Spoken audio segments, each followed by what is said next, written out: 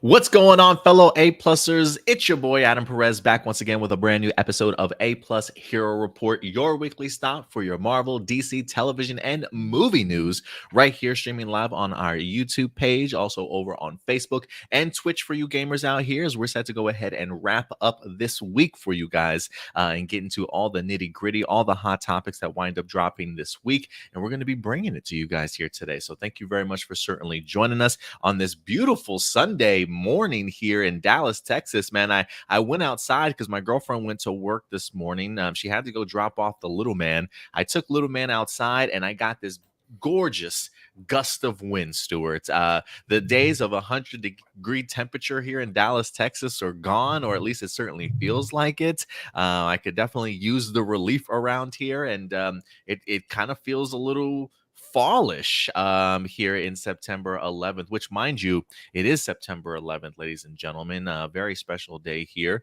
one certainly in remembrance that I do think we all certainly understand. So a little bit of a somber day, it certainly is, but it is a beautiful day here in Dallas, Texas. So hopefully after this show, I'll get the opportunity to hang out with the kiddo and have some fun outside. I'm really hoping that this breeze continues out here, but it's not just myself here today. As you can see, we got the other handsome gentleman and Stuart Branscombe certainly joining us here. What's going on, buddy? Good to see you, man.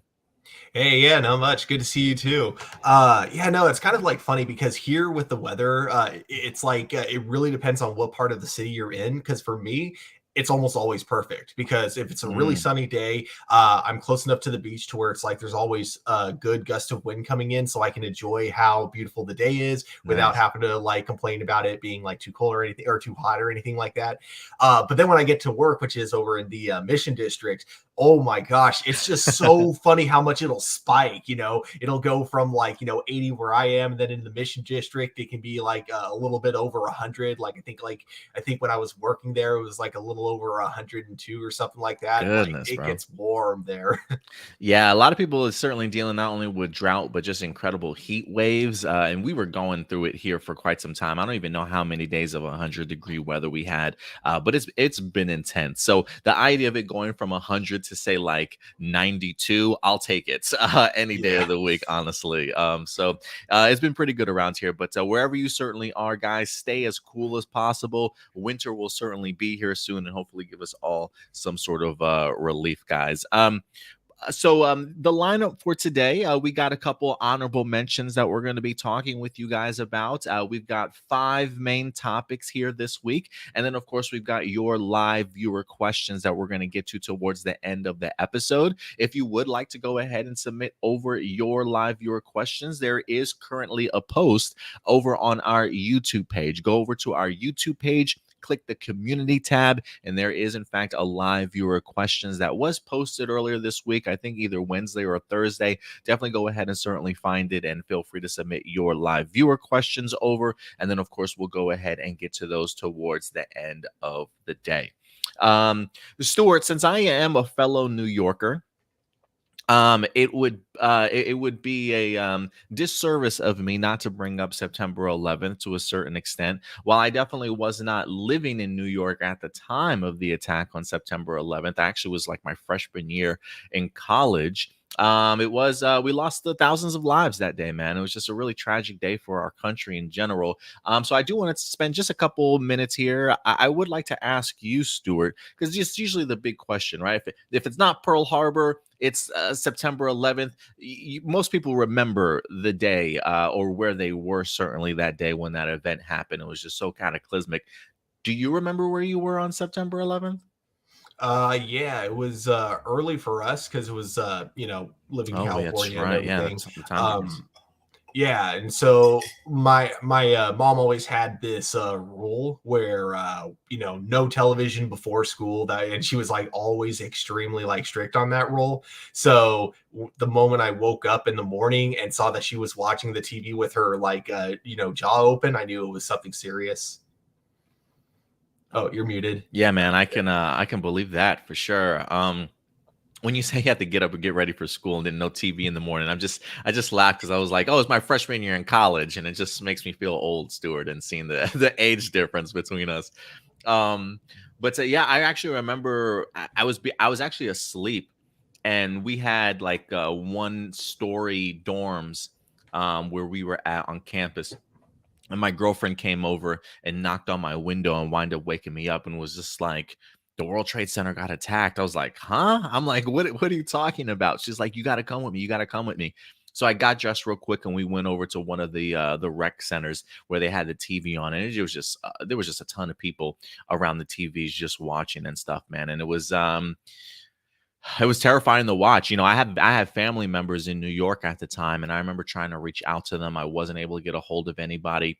I think because of the World Trade Center being down, the antennas and stuff for the satellites and the towers for the cell phones and stuff just were not working. So it was really difficult to try and get in touch with anybody. But I certainly tried to reach out to all my family members as much as possible. Thankfully, everybody certainly was safe, but it was just an atrocious day, man, and one that I think a lot of us will certainly remember, to all the lives that were lost, whether they were in the building working that day, whether they were first responders that day. Prayers to their family and friends throughout this time, because I'm sure even 20 something years afterwards, it's still it's always difficult to remember losing somebody. You know what I mean? And to kind of see that be a scar on our country back then was super impactful for me. I can't imagine what it was like for you as a kid, and how, maybe it shaped a generation after that. You know what I mean? Yeah. The scary part for me about it was kind of like what happened afterwards, because it was a small town. It was like a military base type of a town. So when we were going to school, there was like a good, I don't remember how long this was going on for, but it was going on for a good minute. We would have like a soldier in the school bus, like fully armed, basically. So it was like, yeah, it was just weird living in a military place when that was going on. You're muted. I was gonna say, yeah, I can imagine. I'm sure everybody was on high alert at that day and after for quite some time, also. But guys, if you feel comfortable sharing where you were at during 9/11 and your thoughts and remember your memories of that particular moment, feel free to share them if you'd like to in the live chat also, guys. But yeah, I just wanted to go ahead and pay some honor to those that were in fact fallen on 9/11. But we will transition from that to something a little bit lighter, Stuart. We definitely will get a little bit lighter here because it's football season, man. It's football season. If you guys were wondering why we are going live at 11 a.m. instead of noon Central Time, it is because of that. I want to say over the past 2 years, this has been like our schedule, Stuart. Like we go 12 p.m. during the non-football season, but once football starts, we come in a little bit earlier so we can try and catch as much of the games as we possibly can. And I'm a huge fantasy football fan myself. I'm kind of curious if we have any football fans, fantasy football fans out there. Stuart, do you dabble in a little fantasy play yourself? I almost did. I think it was like either freshman or sophomore year of high school, because there was a year where I actually did try really hard to keep up with football, and I don't know what it is. It's not that I love watching football and I love playing it. I just don't really like. I'm just not into keeping up with it, if that makes sense. Like I It could kind be of a prefer chore. just yeah. I'm one of those guys that loves to watch like any game, any teams playing against each other. And I have my own team that I'll root for. Of course, I'll always root for the Chargers, and 40, oh, I don't care where they it's move. like, I'm wait, always going to call. 49ers? No? No, surprisingly, no. Even though I'm in San Francisco, I'm still more of a Chargers guy. But yeah, I don't care where they are, though. I'm still calling them the San Diego Chargers. I don't care if they're in LA. I like it. I like it. They got a great team this year. We'll see what kind of noise they can make in the NFL. But yeah, I have my own league that I've been managing for over about 10 years now. So I'm a huge fan of it. And I usually dabble in like two other leagues if I can. But this is like the first year, especially since having my kid, that I feel like the most unprepared. Like I've just had no time to study and binge all the information that I possibly can to get ready for this season. So it will be very interesting as we had our first game on Thursday, and today is in fact the big day, ladies and gentlemen. So going forward, at least during football season, A Plus Hero Report will be going live Sunday at 11 a.m. for you guys. But Stuart, let's start getting into some honorable mentions. Let's get into some nitty gritty of this show here, man. We're 10 minutes in. Let's start knocking some of these honorable mentions out of the way. Do you happen to have any by any chance, or any recommendations?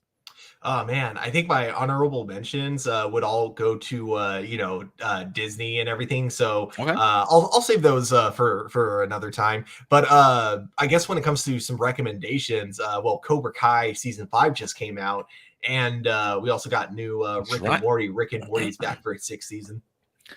Oh, did that drop this weekend too? Yep. Or yeah, Rick and Morty dropped last Sunday. Okay, nice. Man, we got a ton of content and television to certainly watch. Yeah, Cobra Kai season 5 did in fact drop. Have you checked it out at all? Oh, I binged it the entire night it came out. So it was funny. I didn't have a chance to watch it until after I got off work, and even then, I wanted to spend some time with my girlfriend and my roommate before doing anything. So it wasn't until I want to say around 10 or 11 when I started the binge, and I think I finished it around like 4 o'clock in the morning, and then God. I had to get up at around 8 because I had work at 9, and it usually takes me an hour to get there. So yeah, I went into work with 3 hours of sleep, but it was worth it. I was about to say, was it worth it? Was It all those was. binging of Cobra Kai worth it? Yeah, it probably wouldn't have been if it was like if it was a weekday. Okay, so for context, on a weekday, if I'm opening, usually what ends up happening is I have to work 4 theaters. And keep in mind, we're basically a restaurant movie theater, so it means that I'm going from one person, taking their orders, giving them food, to another, and in the course of 4 theaters, which can be like a pain. But during the weekends, it's busy enough so we can justify having more people upstairs to help me to make sure we got one person per theater. So because it was a weekend and I was only doing one theater, it was worth it. Okay, that's good to Yeah. know. That's good to know. Let's see. Since you did bring up D23, we might as well dive into some D23 Ultimate Disney fan event, as we had D23 Expo this past weekend. If you guys have been checking it out, we've been doing some coverage in regards to recapping some of the panels and things like that, some of the announcements that they've had since Friday. Today is, in fact, the last day of D23 Expo. I'm not exactly sure what we can expect, but maybe we'll have some additional information for you guys later on today. But D23 has been a pretty fun event this year. I don't know if it's been as mind-blowing, certainly for some fans, as it certainly has been in the past. But from some of the content that we have gotten, whether that be Disney animation, Pixar animation, Lucasfilm, Marvel, and things like that, what they have rolled out, I've been pretty excited about. But overall, Stuart, how have you enjoyed D23, and any thoughts in regards to the Lucasfilm and Marvel panel from yesterday, since we didn't really get the opportunity to get your opinion on any of that? Everything that's been announced is something that I'm really excited about. Very few things that I didn't hear about beforehand. Like I think some of the couple of surprises that I saw was the sequel to Enchanted, Oh yeah, Disenchanted. Disenchanted. Which almost confused me because I was like, Disenchanted, isn't that like a Netflix show? But yeah, seeing that it was a sequel to Enchanted, I actually really liked Enchanted, so I'm kind of Me too. excited for this one. It looks like it's going to be pretty funny. I think so too. I'm glad James Marsden is back too, as like the Yes. ridiculous knight. I'm pumped for that. Yeah, and it looks like they're having a lot of fun with those roles, playing it super silly, but not going like too crazy over the top, like still making it feel like something that you could kind of see like with a fairy tale in the real world, that kind of stuff.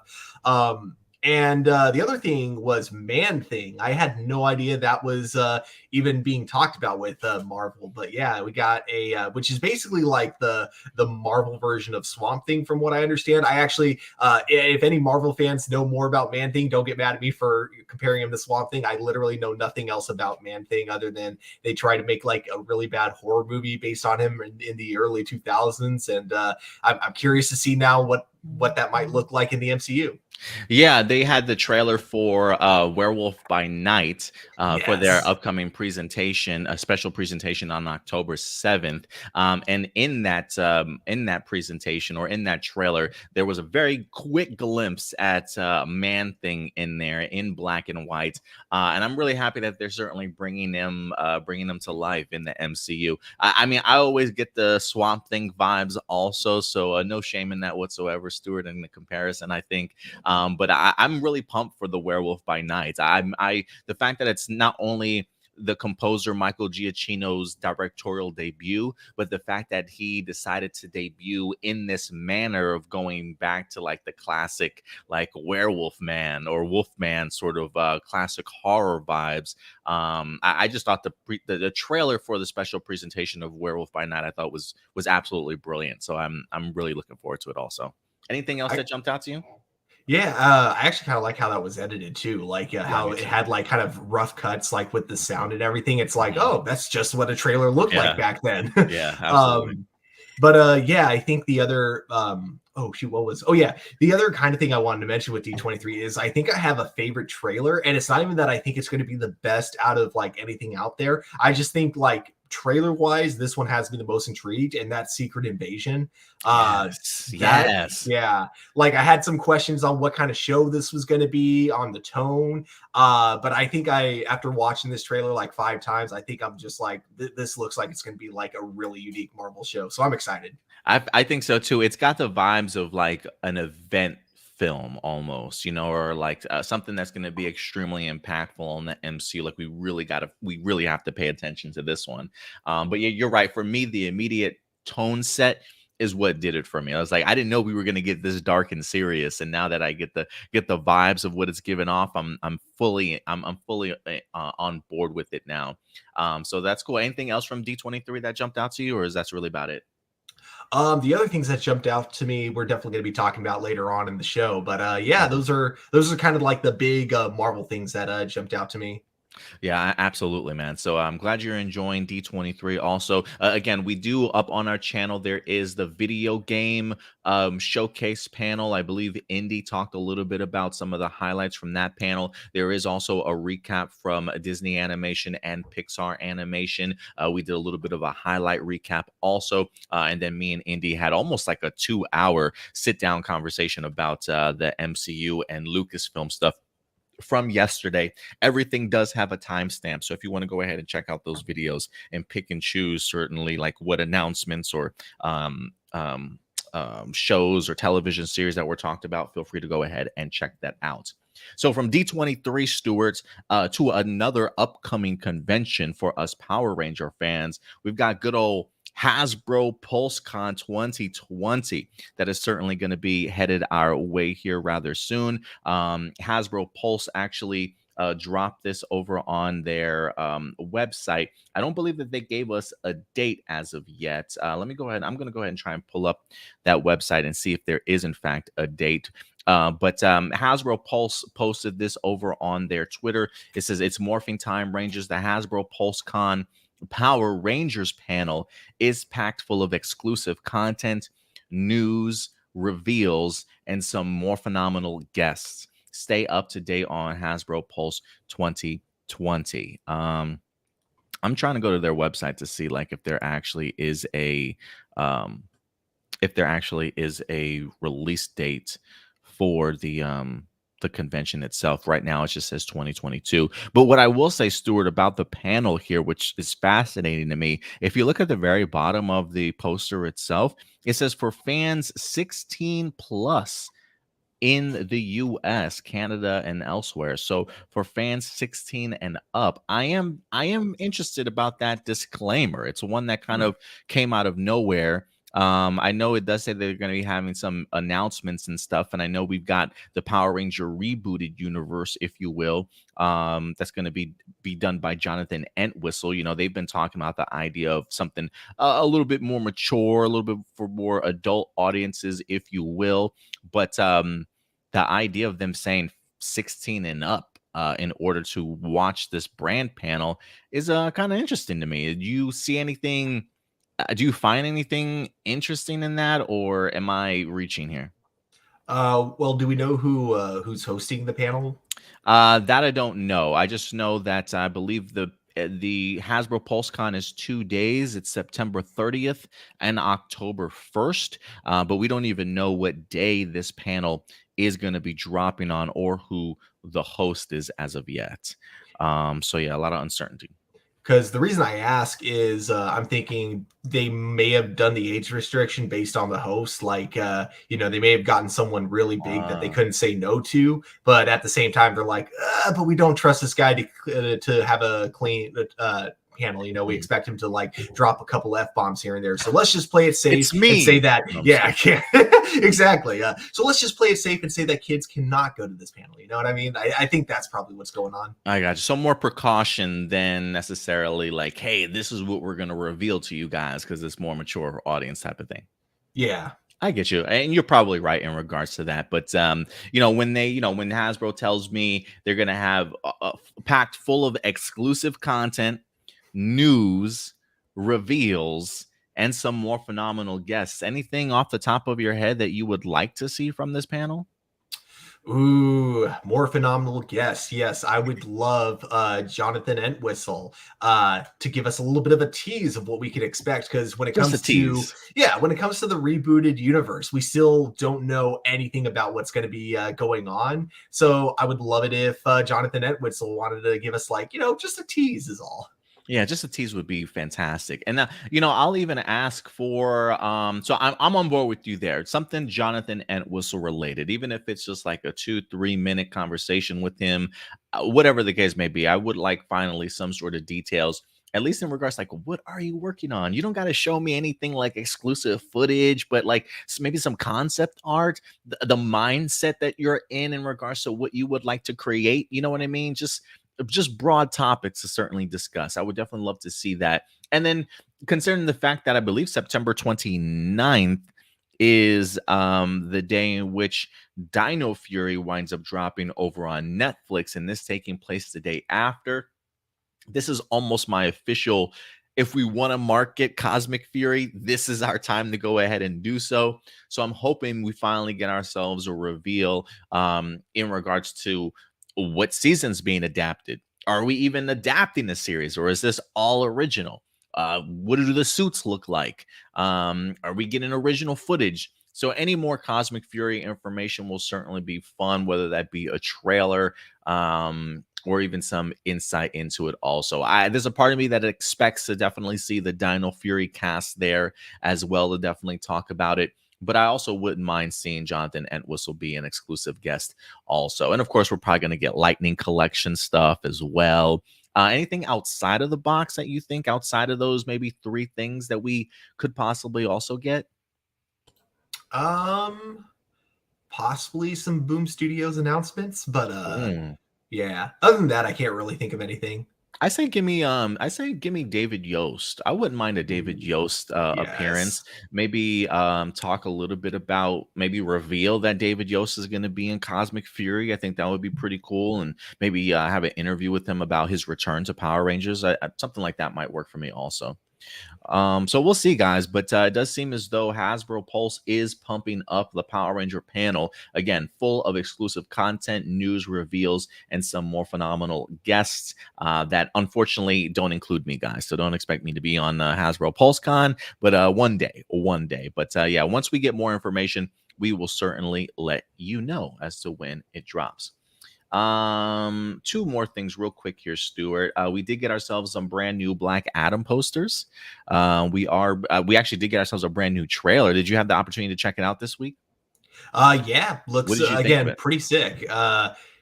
Again, when it comes to like kind of the visuals of Black Adam, I really think it's going to be absolutely spectacular. It almost kind of reminds me of Man of Steel in a way, Mm. like just something about the way it's shot. But Oh it's yeah, like Man of Steel, but like with that like more filter. heroes. Yeah, Oh yeah. it's like more heroes, but with more like variety of power. So it's not just going to be hopefully it's not just going to be whoever punches harder wins. Yeah, no, I feel you there. But yeah, we did get our not only a brand new trailer, but some brand new posters, character posters to certainly go along with the trailer that was released. And the trailer was everything that I had certainly hoped for. I heard some complaints that, oh, they're just recycling the same shots again. They're not really giving us storyline details, if you will. But I thought they expanded a little bit more. I think a lot of the action pieces that we've seen in the trailer tend to be revolved around one gigantic battle, it feels like. So I am kind of curious as to, is there more to this movie they're just not revealing to us, or is this it? Is this like just the cool parts of the movie for us to look forward to? What do you think from all the Black Adam stuff that we've seen? Do you feel like they've just used the same footage over? Do you feel like with each trailer you learn a little bit more?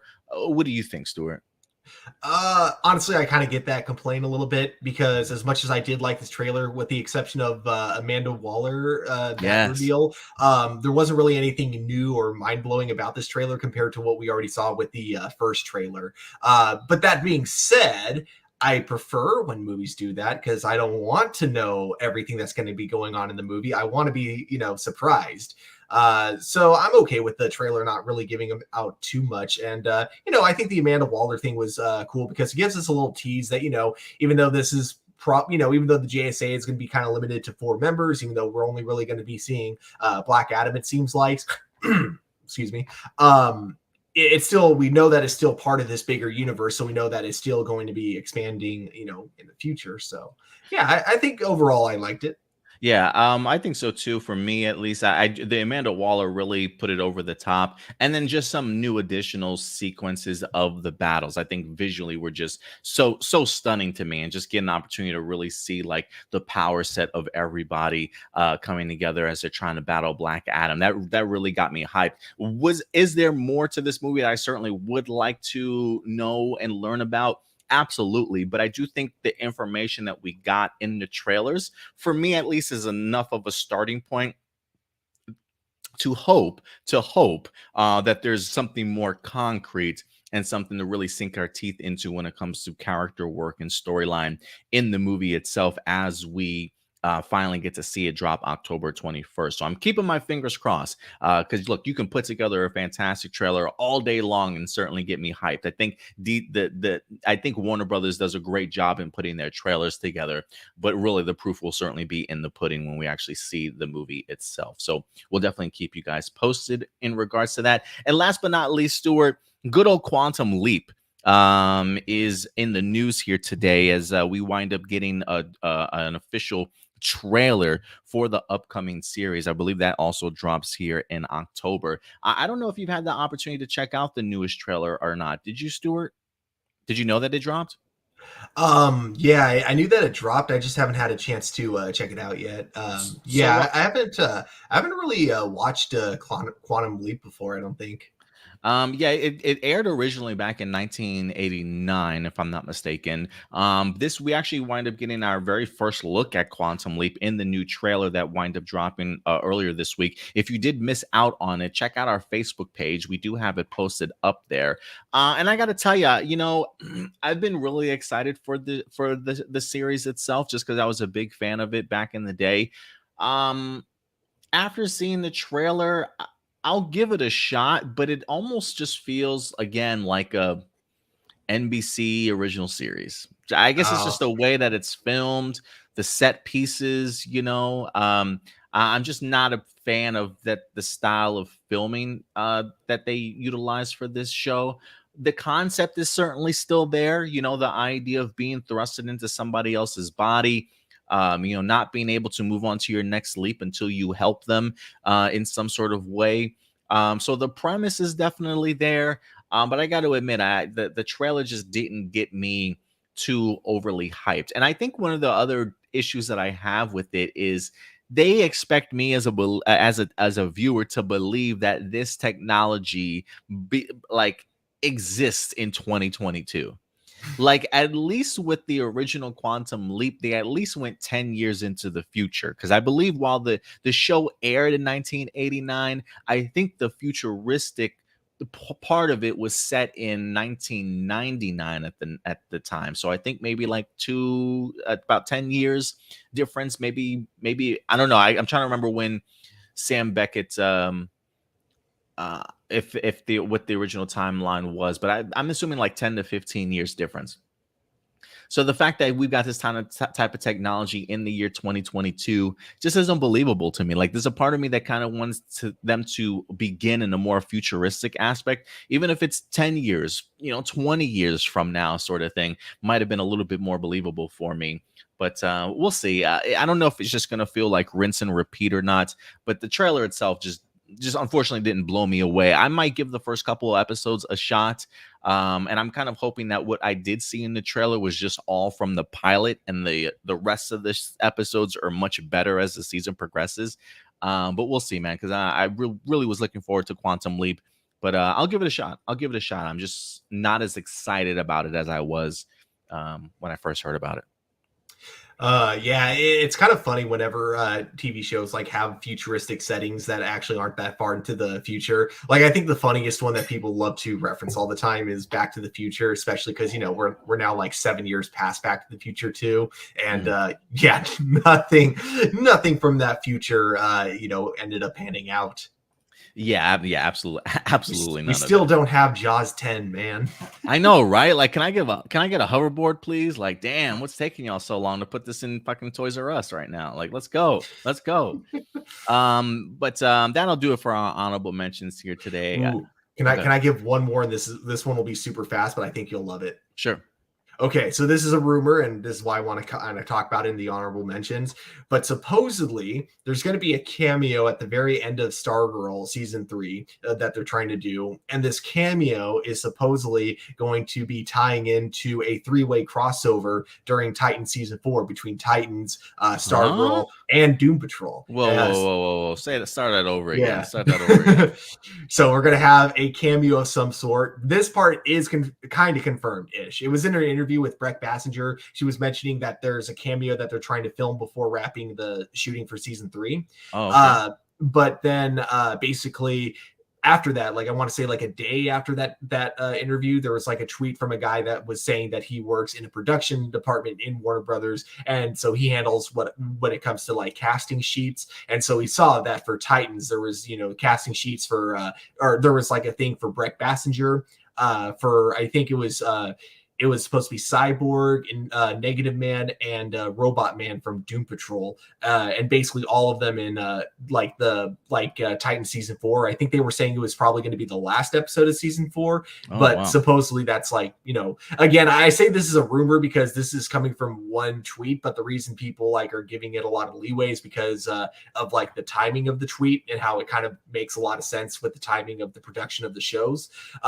So I'm not going to get my hopes up for this, but it would be kind of cool because we haven't got like a crossover outside the Arrowverse before, at least not that I can think of. So yeah.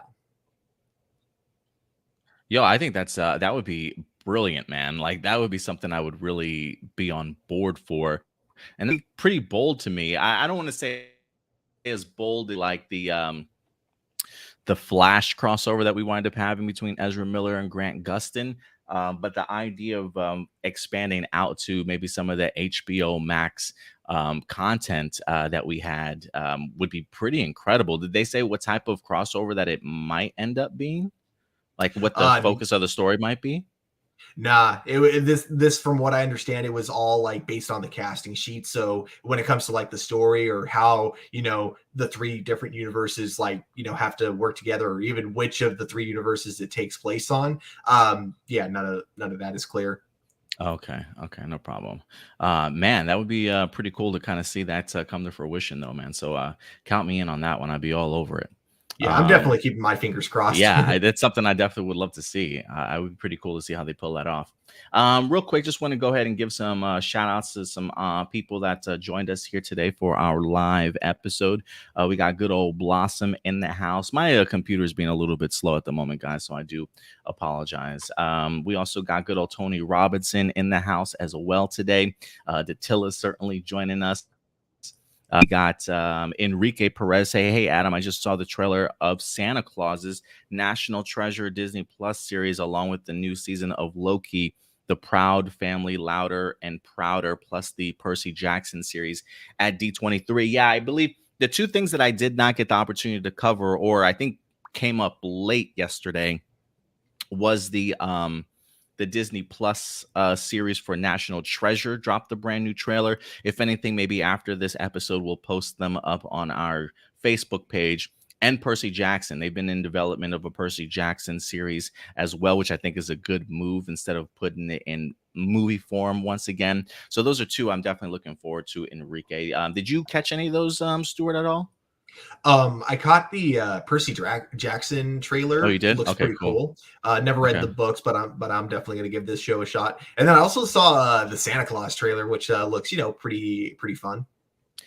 We also got good old Jinsaku in the house. What's going on, man? Good to see you. Thank you very much for certainly coming through last weekend for our Power Ranger speculation video. We got Ram Jam in the house also. The Invincible is certainly joining us today. Good old Frank W in the house also. So thank you very much, everybody, for certainly joining us today. But Stuart, it's that time, man.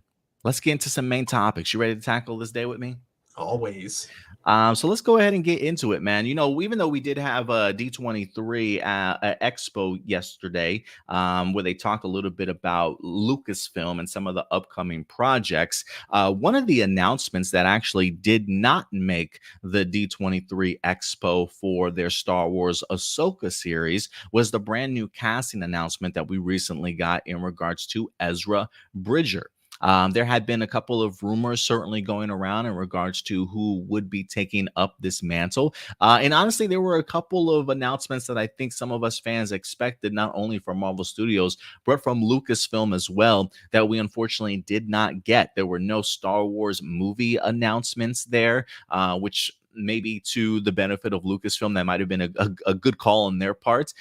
They actually didn't even discuss anything the Acolyte related whatsoever. And though, even though the Ahsoka series certainly did get some attention, I believe they might have even shown a small little sizzle reel for the D23 crowd. Again, one of the announcements that was in fact missing was who is going to be playing the Ezra Bridger character. And so, while this news was released a couple days prior to the D23 Expo, I thought it would be fascinating to go ahead and certainly bring it to you guys today and discuss it, especially since they didn't announce it at D23. So let's go ahead and dive into this, Stuart. As I'm going to go ahead and pull this up. This article actually comes from the Hollywood Reporter, saying that apparently, according to their sources, Star Wars, we've got Eman Esfandi, who winds up joining the Ahsoka as fan favorite Ezra Bridger. And of course, you've got Rosario Dawson that's going to be leading the Disney Plus series as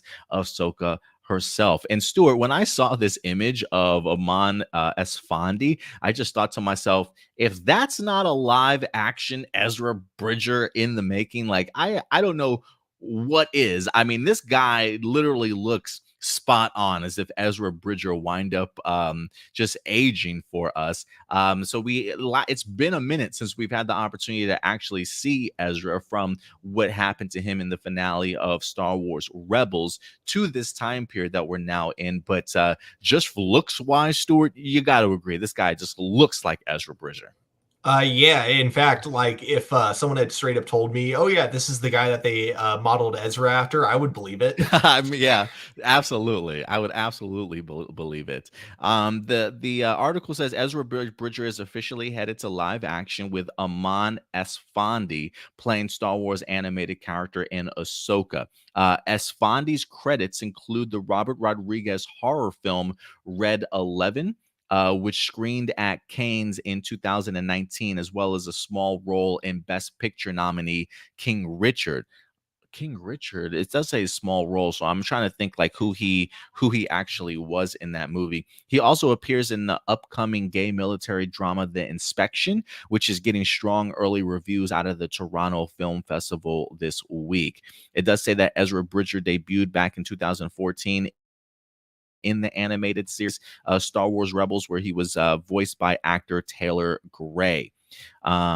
It says the character grew from an orphan with the knack of the Force into a rebel who trained in the way of the Jedi. The geek culture focused site Cinelinx first reported the news. There was also, I'm trying to see if they're also going to mention who used to be rumored for this role. It says plot details are not known, but the setup includes Ahsoka Tano journeying from one end of the galaxy to the other in search of of Grand Admiral Thrawn, a former commander in the Empire. Star Wars Rebels ended with both Thrawn and Ezra disappearing into space. There was also, okay, it says for months, rumors have swirled about who would play Ezra in this series, with Aladdin star Mina Massoud's name surfacing online as a fascinating possibility. Massoud made peace with those rumors ending on Friday, and this is what Mina Massoud had to say. He said, "Glad the rumors will stop now. Never really had a fair shot at it, unfortunately." And he says, "One self-tape months ago, but just wasn't meant for me, I guess. Can't deny the dude looks exactly like Ezra. Hope it's done. Hope it's done justice." So yeah, the fact I do find it interesting that the fact that Mina Massoud, after all these months, finally came out and certainly said something. If he wasn't in the role, I'm surprised he didn't just come out and say, "Hey, I'm just not in the role whatsoever. Like, I just did not land it." Maybe he assumed people probably wouldn't believe him anyway, because we got a lot of actors lying these days to kind of cover their ass so they don't get fired from these projects. So maybe Mina couldn't have said anything anyway, even if he wanted to. But the truth is finally out there. Mina is not a part of Ahsoka, and we do in fact have good old Eman Esfandi, who will in fact be playing Ezra Bridger going forward. And I kind of like the news, Stuart. Again, I have never met or not met, but I've never had the opportunity to check out any of Eman Esfandi's work. The fact that they did mention he was part of a horror film by Robert Rodriguez, that does fascinate me. I might actually have to go ahead and certainly check that out and see what his talent is like, and like what sort of energy and range he might have that he could certainly bring to Ezra Bridger. But I'm going to keep my fingers crossed that this works out for him. But the fact that we're even getting Ezra Bridger in live action, to me, it's like, pinch me, please. I've always really wanted them to continue the Star Wars Rebels story, and I figured like Dave Filoni would give himself 5 years, maybe 7 years, and then come back with like an animated sequel. But the fact that we now see Dave Filoni dabbling in live action, and he's getting the opportunity to bring those characters to life, I never would have thought this would have sort of been the conclusion to that big overall story in this manner. But the fact that we're getting the chance to see Star Wars Rebels as live action, I couldn't ask for more, man. So I'm really pumped about this casting, and good luck to him. I hope he knocks it out of the park. But what are some of your thoughts, Stuart? Much like you, I haven't actually seen any of his work, but yeah, I definitely think he looks the part really well. And yeah, as much as I would have liked the other actor to have gotten the role too, like I think he could have done a pretty good job, not only because he's a good actor, but also because, from what we've seen in Aladdin, he's very athletic, which I feel like a role like Ezra requires that. But I don't know. I think his response was very mature. And I kind of, I'm also with you in the sense of I get why he didn't want to say he wasn't getting the role, because oftentimes that's what ends up leading to fans thinking that they are getting the role and that they Yeah. have to lie about it. I mean, like my favorite was Ryan Reynolds, who literally just tweeted, "Oh yeah, I'm not in Doctor Strange Multiverse of Madness." And then suddenly that's what started everyone thinking that Deadpool was going to be in Multiverse of Madness. So yeah, I kind of, it's a lose-lose situation when it comes to casting rumors, I feel like. Yeah, it really is. It really is. Nobody's gonna believe them anymore these days. I think, like you mentioned, Ryan Reynolds was a great example. Andrew Garfield just became the master of line last year. Definitely give that man an award. And everybody's just really been taking that playbook now. So you can't really trust anything that comes out of these actors' mouths anymore. But who can blame them? Who can blame them whatsoever? It looks like Frankie is right there with you. He says, "Wish him well, but I was team Mina Massoud for Ezra." And I think, yeah, I think if we've seen him already in Aladdin, I think you could see the case for Mina Massoud to certainly be Ezra. But there's always incredible talent out there that maybe we personally haven't seen or is certainly untapped. And that's why you have auditions for. And so the fact that we've got Eman Esfandi who's now going to be Ezra. I would recommend you guys maybe check out some of his work. Again, horror film Red 11 from Robert Rodriguez. That was back in 2019. It did say he had a small role in Best Picture nominee King Richard. And after seeing that movie like twice, I'm trying to remember who Homeboy even was. And he does have an upcoming movie by the name of The Inspection. So definitely some content for us to check out for Eman to see exactly what type of actor he definitely is. But it's moving forward, guys. I think Jon Favreau said that this was like the project that Dave Filoni's been like leading up to his whole entire life. You know, the fact that they really used the Mandalorian as sort of like the testing stick to see like if people would even be interested in seeing Ahsoka in live action. And I think and I feel like Stuart, when it comes to Ahsoka, she's become a lot, and I mean a lot of people's favorite character. And it almost feels like it's become a generational thing. Like if you grew up with, say, the prequels, like the prequel time period was your Star Wars, and you watched the prequels and even Clone Wars, I feel like a lot of people during that generation will say Ahsoka is one of their favorites. Mm-hmm. I wish I could, but unfortunately, I mean, she is one of my favorites, like overall. But I wish I could say that, she was a character I grew up with. But unfortunately, I was one of the people that like I didn't like the trailer when the original Clone Wars movie came out, Oh, so I never bothered to watch it, and then I never bothered to watch the show. Literally, I didn't watch any Clone Wars content until 2015 when when Disney was like, "Oh yeah, Clone Wars is going to be canon," and I'm like, I guess okay. I they guess I should forced get you to this. watch it.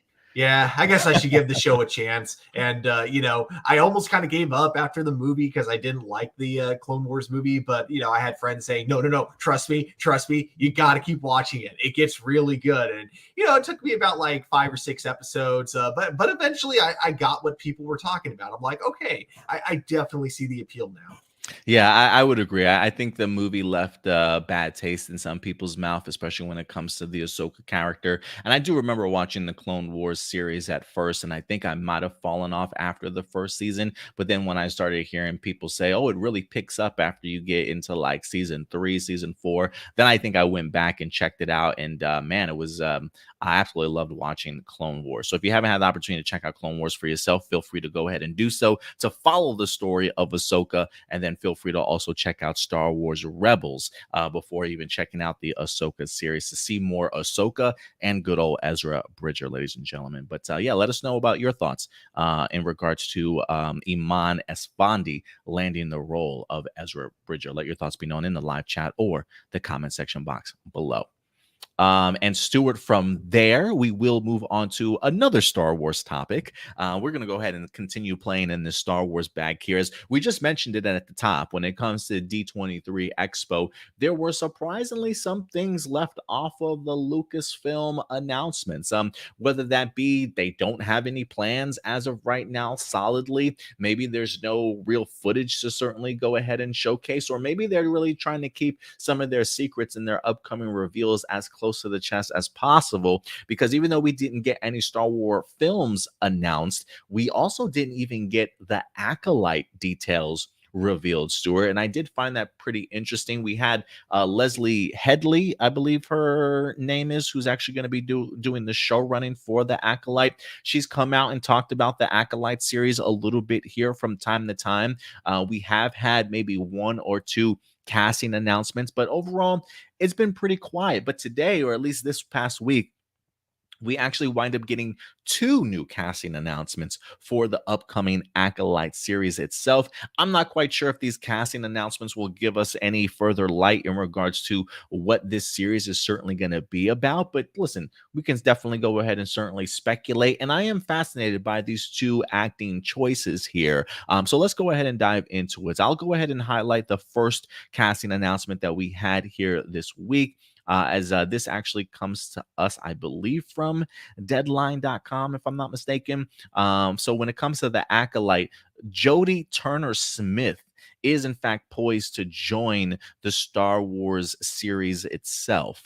Not too familiar with Jodie Turner-Smith's work. It does say this is an exclusive report. She was in Queen and Slim, which I do remember that film, but I've only watched it once. And she was also in Anne Boleyn. So it says Jodie Turner Smith is finalizing a deal to join Amandla Stenberg in the upcoming Disney Plus series, The Acolyte, sources tell Deadline. So far, Stenberg, who is playing the lead, is the only confirmed cast member for the Star Wars Universe project from Leslie Headland. Details about characters, including the one played by Turner Smith, are being kept under wraps. For those of you who do not know what the Acolyte is, it does say that the Acolyte is a mystery thriller that will take viewers into a galaxy of shadowy secrets and emerging dark side powers in the final days of the High Republic era. Disney Plus said in its December 2020 announcement, in the Star Wars universe, an Acolyte can refer to individuals with Force abilities who learn from a more experienced Sith Lord. So the only other confirmed one that we have in here is Amandla Stenberg, who's going to be playing the main character for the series. And now it looks as though we also have Jodie Turner Smith. And it does say the series is expected to begin production in London in late fall. So they're going to be getting in front of the cameras here within just a matter of months. So we got Jodie Turner Smith, who's going to be involved. Again, no details as to who she's going to be playing. But the next casting choice here is Stuart is actually one that I'm pretty fascinated in too, as we're getting the opportunity to see some actors that played in the most popular Netflix series in a long time, Squid Game, getting some love, man, and getting some opportunity to join not only a big franchise, but to have their name exposure and just be attached to a fan-loving franchise like this. It says Squid Game's Lee Jung Jae lands male lead in Star Wars series The Acolyte, coming from Leslie Headland and Lucasfilm. It says exclusive report also, the eve of his potential historic night at the Emmys, Squid Game star Lee Jung Jae looks to have found his first major American studio role following that breakout in a property more popular than the Netflix global phenomenon. It says that sources tell a Deadline that Lee has landed the male lead in the new Disney series The Acolyte from Lucasfilm. Amandla Steinberg is set for the other lead role, so he's going to have a big prominent role here. He's not just like a cameo that's going to pop in there. Outside of Amandla, he's going to be the opposite lead role here.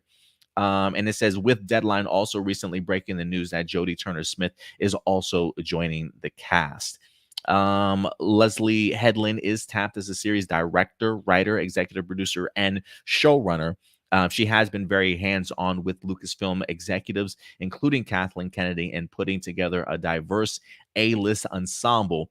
It looks to be headed in that direction as well. So again, another character whose information is going to be kept under wraps. But I think this is a win for the Acolyte series. I was really pumped, Stuart, in regards to just seeing Lee Jung Jae in Squid Game. I thought he definitely left a very lasting impression, and I personally really wanted to kind of see more. And the fact that I can get to see more of him outside of the Squid Game franchise certainly makes me happy. I think he certainly showed his worth, showed his range. I mean, Squid Game is definitely, if you haven't had the opportunity to see Squid Game, I highly recommend it for you guys, especially if you don't mind reading maybe some subtitles. But I do think they also have it in English dubbed for you guys if you want to certainly go ahead and check it out. But he left a lasting impression on me. I definitely want to see him with more. And I got to think, if he's a lead role in here, I do wonder if he's going to be playing a Sith Lord himself that's actually training either Amandla or some other acolytes or whatever the case may be. So as a male lead, that's the position that I think that he certainly has, but we'll definitely have to see once we get our first look at the series itself. But Stuart, what do you think about Jodie Turner Smith along with Lee Jung landing some roles here in The Acolyte? Any first impressions you have? With Joni Turner Smith, I don't think I've seen anything that she's been in, but with of course Zhang Li, I freaking loved the Squid Games, and I thought he was like absolutely amazing in that show. So yeah, I'm kind of on the same page as you. I'm thinking probably a Sith Lord, but if not, I could also see him playing the role of the mentor, like probably like a Jedi, like trying to help the acolytes like find the light again after being indoctrinated by the Sith. Mm. So I can see him going for either of those two roles because, like, as we kind of see in Squid Games, he has a lot of range. So I'm excited. Yeah, he definitely does have a lot of range. So I'm glad that they're actually going to be bringing him in for this series. And so right now we literally only have like three actors that have in fact been announced. I'm pretty sure we'll probably get a plethora of other ones to certainly enjoy as well. So once we get more details, guys, we'll definitely go ahead and certainly keep you posted. Yeah, definitely go ahead and let us know your thoughts in regards to the Acolyte continuing to certainly build up its cast. Real quick before I move on, good old Jack Daniels, because it's 5 o'clock somewhere. He says, I emailed you guys my live viewer question because there's no community post. There is a community post. You just got to search for it, my guy. I did post one 2 days ago that has a Disney D23 Expo photo, and the one right after that 3 days ago, if you just scroll down, channel update, and it says live viewer questions. Please read it because it does submit requests for you to submit your live viewer questions. There's 5 live viewer questions over there already. So there is a live viewer question post on community, guys. So please submit your questions over to the community tab because I don't know if I'm going to be checking the email today. So definitely go ahead and do so if you would like your comment to be posted up there. Yeah. It's just like a more organized and easier way for us to be able to go through them. Plus, that way we also have the same screen, so we can also like look at the viewer questions together. So I just think, yeah, it's a lot more easier than doing it through the emails. Yeah, I agree. And it's simple. Just go over to the A Plus Hero Report YouTube page, click on the community tab, guys. And if you just scroll down, there's a D23 from 2 days ago. And voila, day 3 days ago, channel update. Submit your live viewer questions beginning today, along with the change of time. So yeah, it is up there. So definitely go ahead and submit your questions. I will say this, Stuart, also in regards to the Acolyte, I do love the time period in which it's going to be taking place towards the end of the High Republic. I've been reading a lot of the High Republic novels right now, and I'm really enjoying sort of the buildup that they have, as they personally have created like 3 phases of sort of their storytelling. Present day for phase 1 and the events that are leading up to a big cataclysmic event.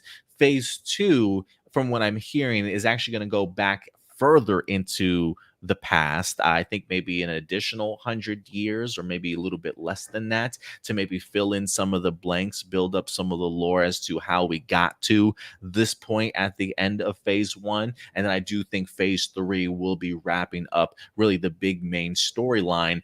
What the gap from the very end of the High Republic novels to how much time has passed before we get to something like the Acolyte is really interesting to me. Like, I can already see the building pieces of the High Republic leading up to maybe an eventual rebirth of the Sith, or the Sith kind of coming out of the shadows. It's just a really interesting time, especially when you look at the Phantom Menace, because I think this takes place like 100 years or like 50 years before the Phantom Menace.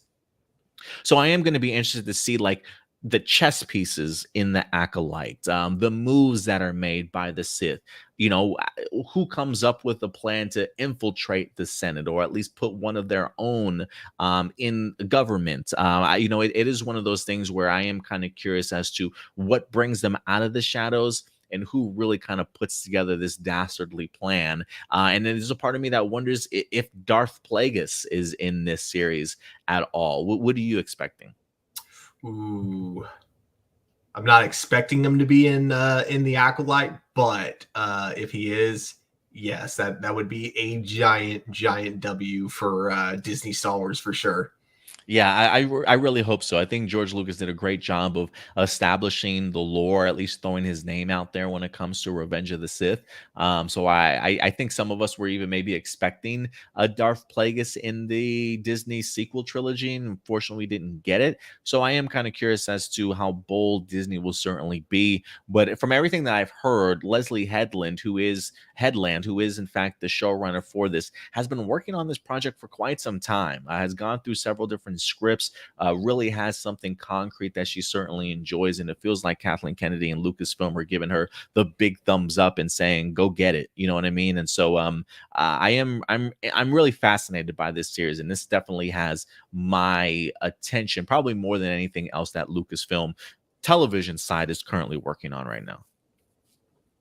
So we'll definitely see and keep you guys posted. But let us know your excitement level for the Acolyte. Do you have anything that you certainly would like to see? And let us know your thoughts on some of the casting announcements also. And with that, Stuart, I think that will wrap up our Star Wars talk today. And we're going to go ahead and dive into more DC and Marvel talk. But we'll start off with some Marvel information because we got rumors going along, guys. We got some rumors going right now as we are. There's a part of me that wants to say, as we're patiently waiting for the announcement of the Fantastic Four cast, but I know after this weekend, Twitter practically exploded, Stuart. I'm actually surprised that Twitter did not crash on himself from all the negativity and the complaints that we wind up getting from Marvel fans, as we absolutely got no announcements about the Fantastic Four cast at D23. They did at least inform us that when it comes to Fantastic Four, they found a brand new director in Matt Shackman. And on top of that, I believe they gave us the release date for Fantastic Four, which was November 8th, 2024, which, if I'm not mistaken, I think that's a big departure from what the original date was when we got the Phase 6 revealed. Am I right or am I wrong? Do you recall? Is it? I don't remember what the original date announcement was, if I'm Uh, being honest. do me a favor, look up the release date for Fantastic Four, and see what they have as of right now. Yeah. And while you do that, I'm going to see if I can try and find my phases, because I do want to go ahead and bring them up here real quick, because I was surprised when I first originally read that we might actually have a completely different date for the Fantastic Four. But I want to say that they just changed the date to it. Am I tripping?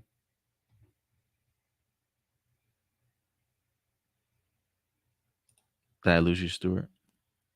No, just yeah, sorry. I got the current announcement, which was November 8th, 2024, and then now I'm looking for what the original announcement was. Oh, here we go. Oh, maybe I am tripping. You're right. Am I Oh. tripping? Yeah, November 8th. Never mind. Okay. Oh, okay. I So it thought was the for some reason, same. when I was looking at the thing at the beginning of phase 6, I thought to myself, for sure that's like February or March. Because it's really at the beginning of the phase 6, if you will. So I thought timeline wise it was at the beginning of the year, but no, it actually is November 8th. So I pardon me, I had some bad information there. So November 8th is Fantastic Four in 2024. Matt Shackman is the director. And that's all the information we had, ladies and gentlemen.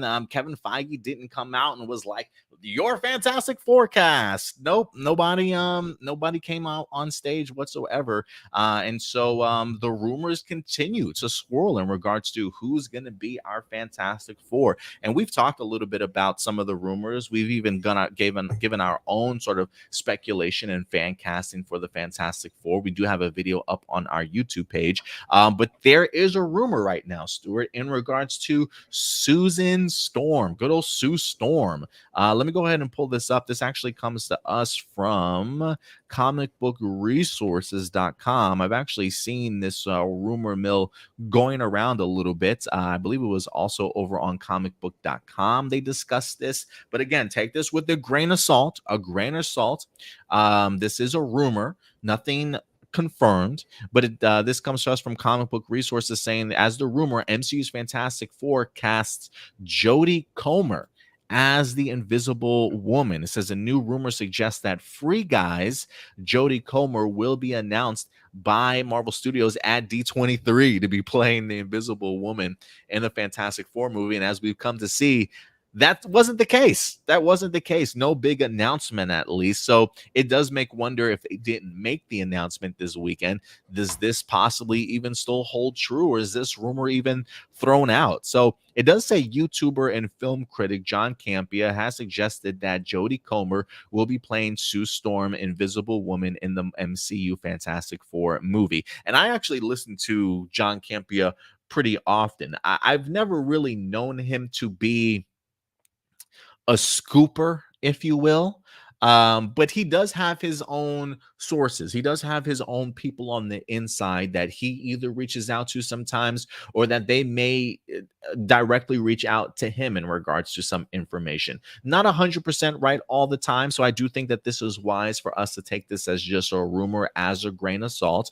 But he does say that Campea made the claim during the September 7th episode of the John Campea Show that there's been one report going around that I want to throw a little bit of fuel on the fire, the film critic said, before revealing that Killing Eve and Free Guy star Jodie Comer will likely be announced by Marvel Studios at D23 as part of the Fantastic Four cast for Invisible Woman. He added that he's been hearing Comer's name attached to the role for the last 2 months, though he cautioned his viewers that he had also heard other names for Sue Storm as well. So it feels like maybe there's a short list of actors out there for the Sue Storm role, but maybe nothing has been confirmed yet. He says, however, Comer is seemingly the front runner for Invisible Woman, and with the panel slated for September, Marvel fans won't have to wait long to see if Campea's claim is correct. So again, we did not get a Fantastic Four announcement when it comes to the cast. But let me throw this over to you first, Stuart.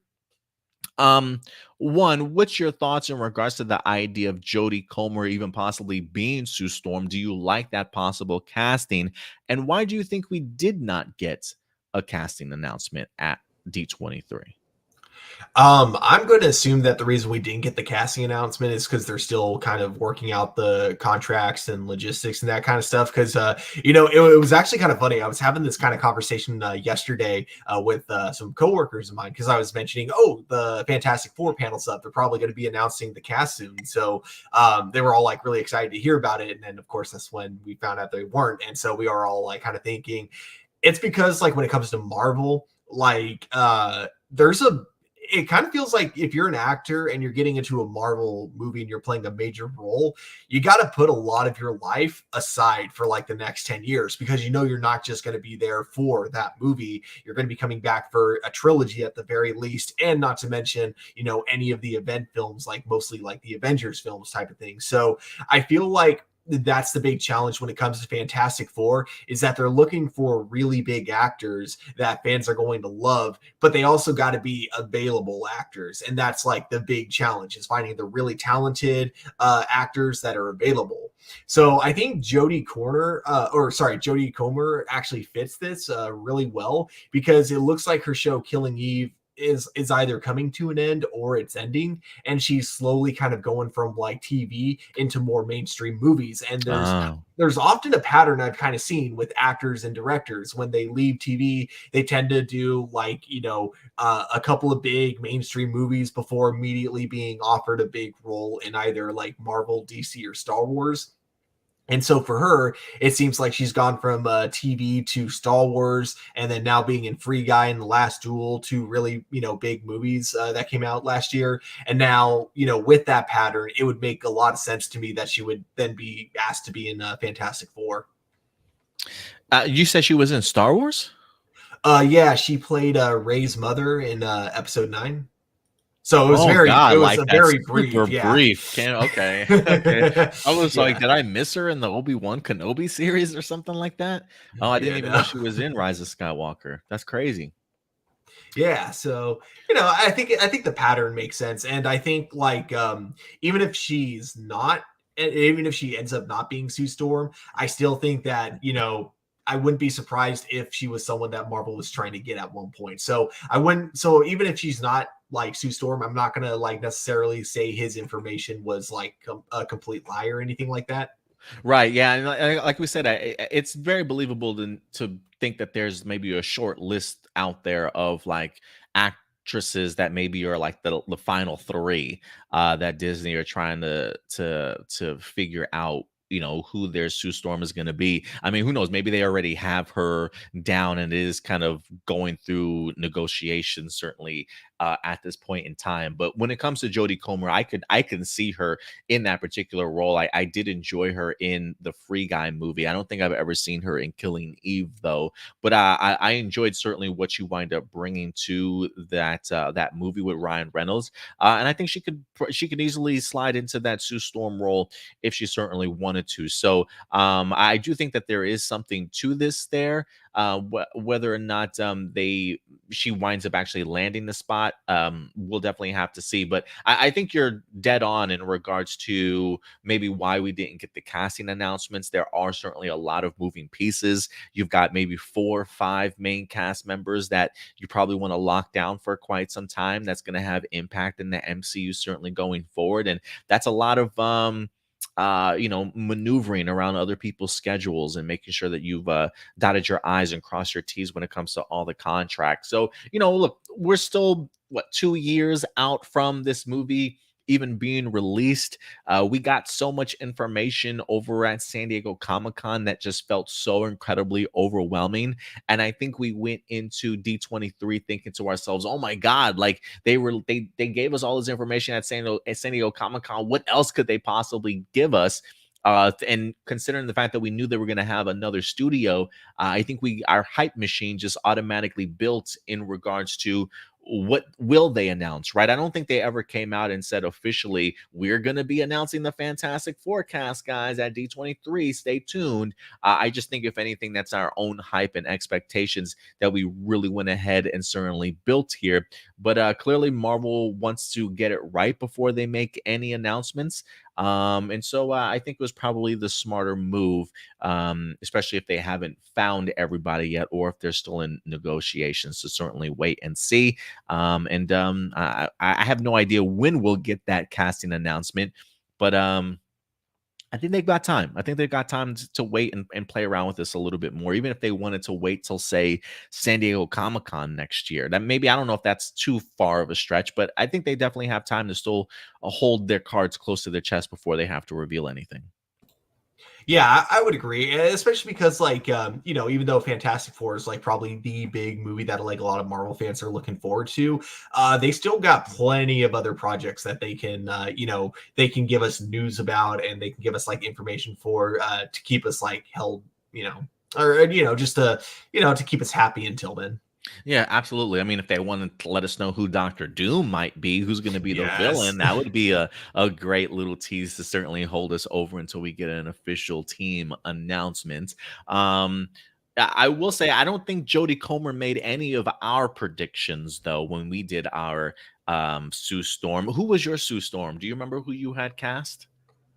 I don't, because I think my Sue Storm casting was honestly just kind of a throwaway, if I'm being honest. I think mine was the actress that played Marvelous Mrs. Maisel on the Amazon Prime Yeah. season. That's who I certainly had as my front runner. But again, I'm very much open to whatever MCU winds up coming up with when it comes to the Marvel Studios. I think they've nailed casting on a lot of these characters so incredibly well that I definitely trust them in whoever they certainly decide. But I want to know your guys' thoughts. What do you guys think about the possible casting and rumor for Jodie Comer being the Invisible Woman and Fantastic Four? Let me know your thoughts in regards to that in the comment section box below, and maybe your thoughts as to why they didn't make any announcements at D23. Go ahead and let your thoughts be known in the live chat or the comment section box below. And with that, Stuart, we will go ahead and transition over to the world of DC, as we're going to be diving into some Warner Brothers Discovery news. As Stuart, The ship continues to rock when it comes to Warner Brothers Discovery. There's been a lot of pushback in regards to how the company has definitely handled a lot of its either cancellation of some of their upcoming projects that they've had slated. People are still getting on their ass about the cancellation of the Batgirl film. But according to David Zaslav, this is all part of the plan, right? They have plans on trying to put together a DC film studio separate from everything else that it's certainly attached to. And David Zaslav is certainly in the process of trying to land sort of that chief executive role to head DC Studios, help sort of craft that cinematic universe, if you will, and really launch it into hopefully on the same stratosphere as the MCU. In the near future here. And a couple of weeks ago, Stuart, we did go ahead and sit down and discuss one of the names that popped up that were in current talks to lead DC Studios, and that gentleman goes by the name of Dan Lin. We talked about it here on A Plus Hero Report. We even did an individual video regarding it, thinking that David Zaslav had landed the guy that he certainly needed. They even mentioned that when it came to Dan Lin, he was actually suggested by none other than Alan Horn. So I thought for sure this was definitely going to be a shoe in, but nothing is final until it's final, Stuart. And today or earlier this week, we wind up getting some information that looks like Dan Lin decided this just ain't the job for me, Stuart. And it looks as though negotiations have, in fact, fallen apart. This comes to us from The Wrap. TheWrap.com saying Dan Lin no longer in the mix for the DC job at Warner Brothers. To be honest, Stuart, I'm actually kind of surprised that this did not go down. I feel like majority of the time when we hear, oh, they're in talks or hey, they're in negotiations, I feel like almost 9 times out of 10, they're landing the deal. You know, they're dotting the I's, crossing the T's, but something kept Dan Lin away. So let's go ahead and dive into this.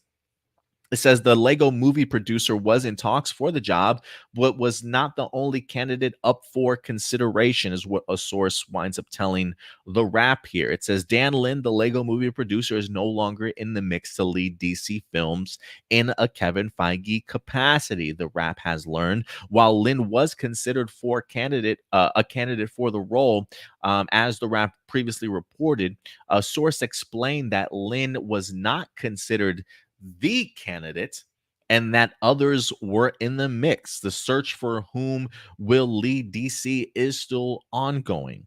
It says Lin and his Ride Back banner still have other projects set up at Warner Brothers, and Lin made clear that he wanted the job. Oh, and Lin had made clear that he wanted the job, even expressing his interest on a podcast about stepping into the DC leadership role. But despite the reports, negotiations were ultimately not close, and it was unlikely whether such a relationship could work out, is what multiple sources wind up saying.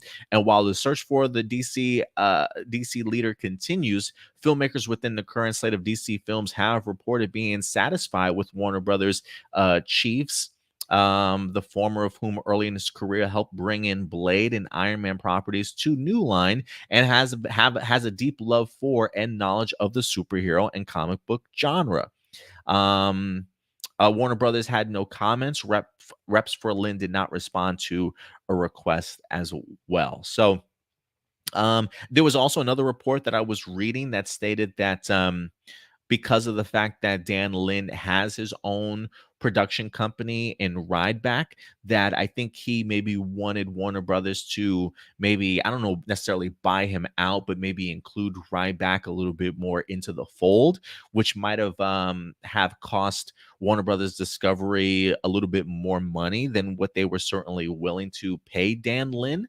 But according to this source for The Wrap, they're claiming that while they definitely did speak with Dan Lin in negotiations, that they didn't necessarily get very far, or maybe not necessarily seriously considered, as there are in fact other options that Warner Brothers Discovery certainly has. And I find it interesting the rap mentioning those other names in here, hinting at the idea that, look, the people that work with Warner Brothers Discovery and work in the film division are actually maybe even suggesting these other people to certainly be looked at due to them having a great sort of working relationship already. So, I guess it really depends on which article you believe, whether or not Dan Lin was originally the man or not, them having other people out there that they certainly wanted to talk to.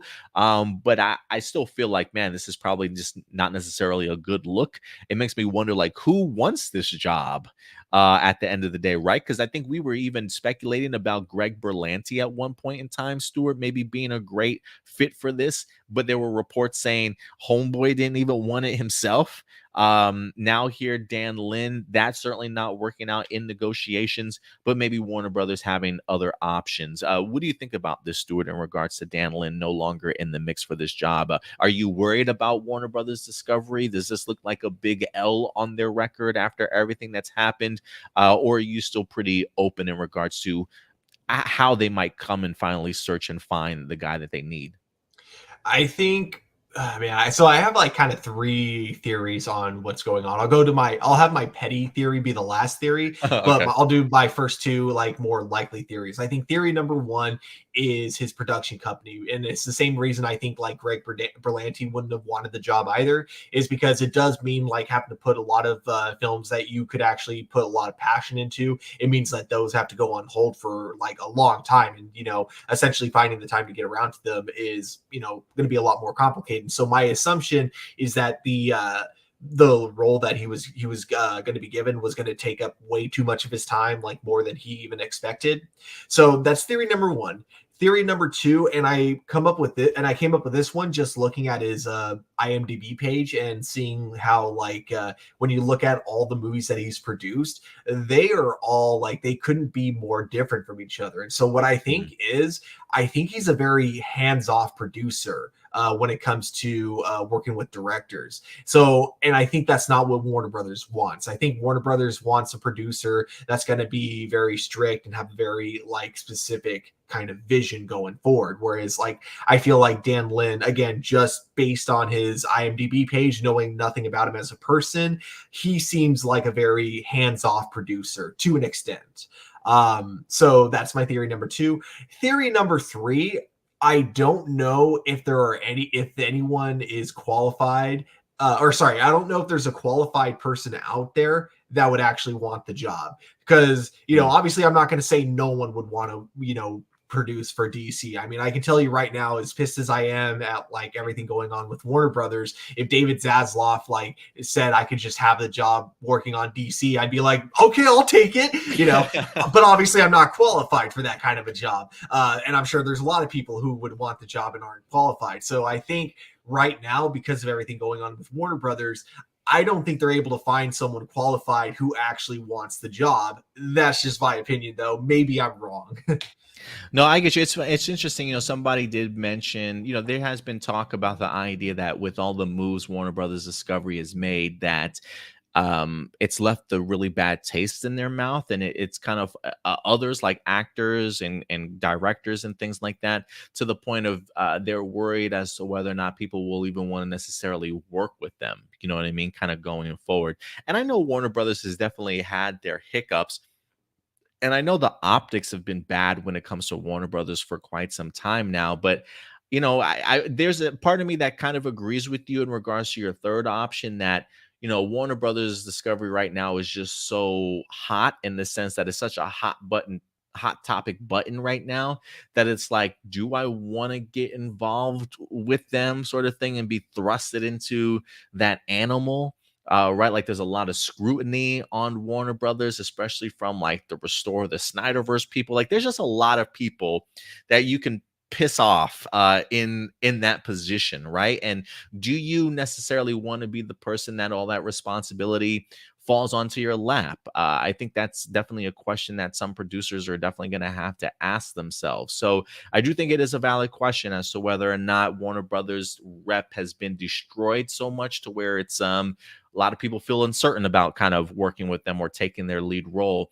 And for me, like my thing is, while optics look bad and I know mergers tend to be messy, I do think that they will right the ship within the next couple of years. And I think people will eventually be on board with it if David Zaslav plan does come to fruition. But I can understand the hesitancy that some people certainly might have going into this role. And I do think that even outside of that, your first option is probably pretty good also. I do think the idea of him um having his own production company and maybe Warner Brothers, while clearly working with them, I don't necessarily know if they want to fully bring them in, like as part of like under their umbrella now, and whatever the case might be in regards to having to pay Dan Lin more or take Dan Lin away from some of the projects that he's currently been working on also. So listen, the search continues, right? Who else can certainly be brought up? I definitely have no idea. I mean, the article itself did mention that it says filmmakers within the current slate of DC films have reportedly been satisfied with Warner Brother film chiefs Michael DeLuca and Pam Abdy, the former of who early in his career helped bring in Blade and Iron Man properties to New Line. I'm kind of curious if Michael DeLuca maybe worked with Kevin Feige at any particular point in time, and if he does have a deep love and knowledge for superheroes and comic book genre, maybe Michael DeLuca will wind up being one of their upcoming options.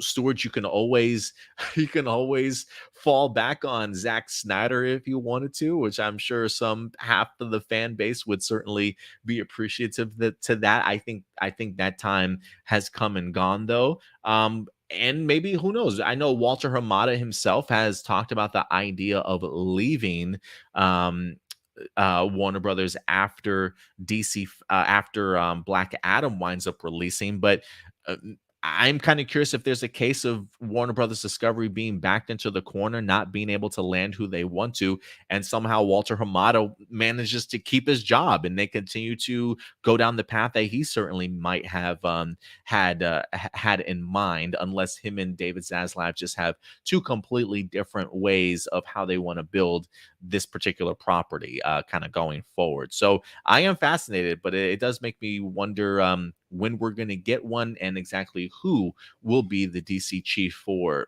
DC Studios. So yeah, the Yeah. search continues, man. Search continues. Any options that you might have out there? What do you think about Ooh. Walter Hamada or Zack Snyder or any of those people that I mentioned, unless you have another option? Let me just say this, and I don't mean this as an insult to Snyder fans at all. I don't think Zack Snyder should be a producer for DC because he's a director. And I think like a lot of, I think that he should still work with DC if they want him more. I would love to see him do other DC projects. I just, I think that when it comes to directors producing, you end up having the issue where it's like, even though it's someone else's direction, when they come to direct that movie, you're still going to be giving them your notes of what you want to see in this. So it's still going to feel a little bit too much like it's your movie and not their movie. You know what I mean? So that's my only concern about Zack Snyder's as a producer. I see him being a micromanager, if that makes sense. Mm. And I see that with every director that takes up the role as a producer. I feel like the problem is they would be micromanagers. Maybe the exception of James Wan, because I know he has done a lot of producing in the past that he's been not like hands off, but he definitely has like given a lot of creative freedom to. So I guess maybe he would be the one exception to that rule that I would say would probably be a good one. But yeah, for now, and I know there's controversy behind me saying this, I think they should just keep Walter Hamada, and David Zaslav should just tell him what he's looking for, rather than trying to start all the way over from scratch. Because it's like, you clearly have like an established universe, and I get that you want to like kind of give it somewhat of a soft reboot so that people can like go into this with a fresh new take. And it's like you're not canceling Black Adam or Flashpoint, so clearly you want to keep that universe in some way, shape, or form. So keep the guy who's been working on it since, like, he's been part of it since like Man of Steel, right?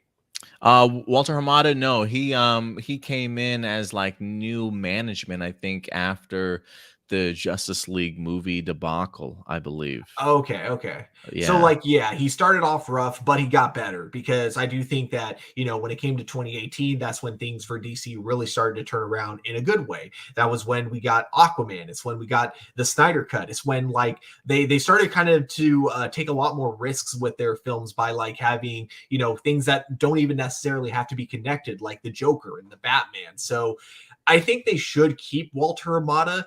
David Zaslav just needs to be more clear, like, okay, this is where I want you to take the new direction of DC. Yeah, no, I get you there, and we'll see who he winds up being. I was kind of joking a little bit about Zack Snyder. I don't think there's any way that they bring this man back.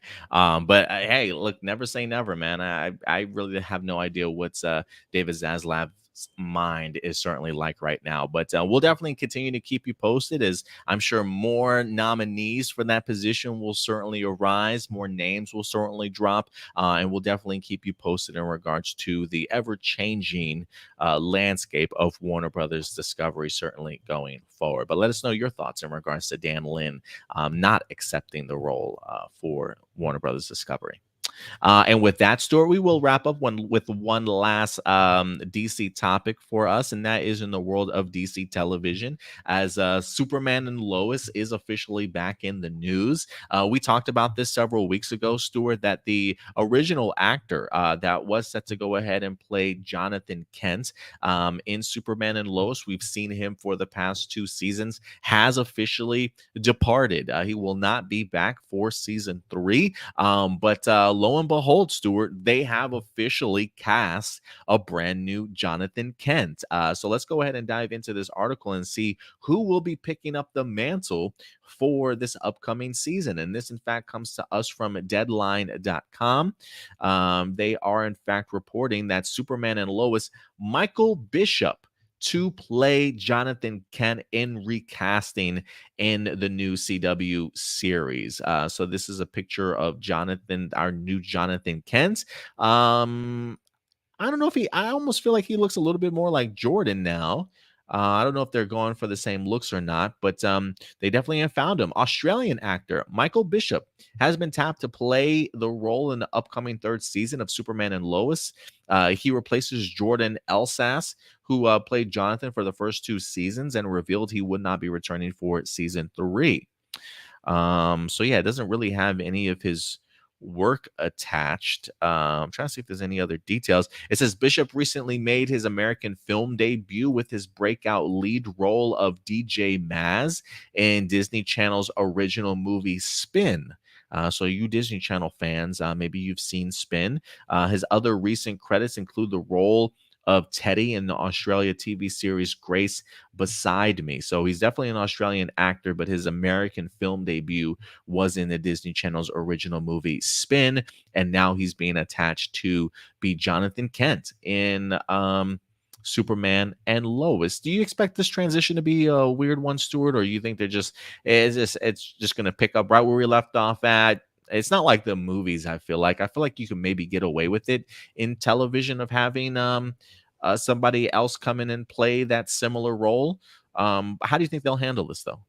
I really hope they just like don't even acknowledge it. Don't acknowledge it. Maybe a Yeah. joke about it. That's it. Like say, hey, Jonathan, did you do something weird with your hair? Did you hit puberty today? Yeah, exactly. Something like that. So I don't think they need to do anything more. Now, I got to say though, I do kind of agree with you that he looks a lot more like Jordan than the original actor that played Jonathan did. But I think the more I look at it, the more I'm like he almost feels like if Jordan and Jonathan Kent did the fusion technique. And this Yes. is the result. Yes. Dude, that's so right on. That's so nail on the head, man. I totally agree with you. I feel like yeah, if they merged together or did their fusion, this would be our guy. This would be our guy, Yeah. easy.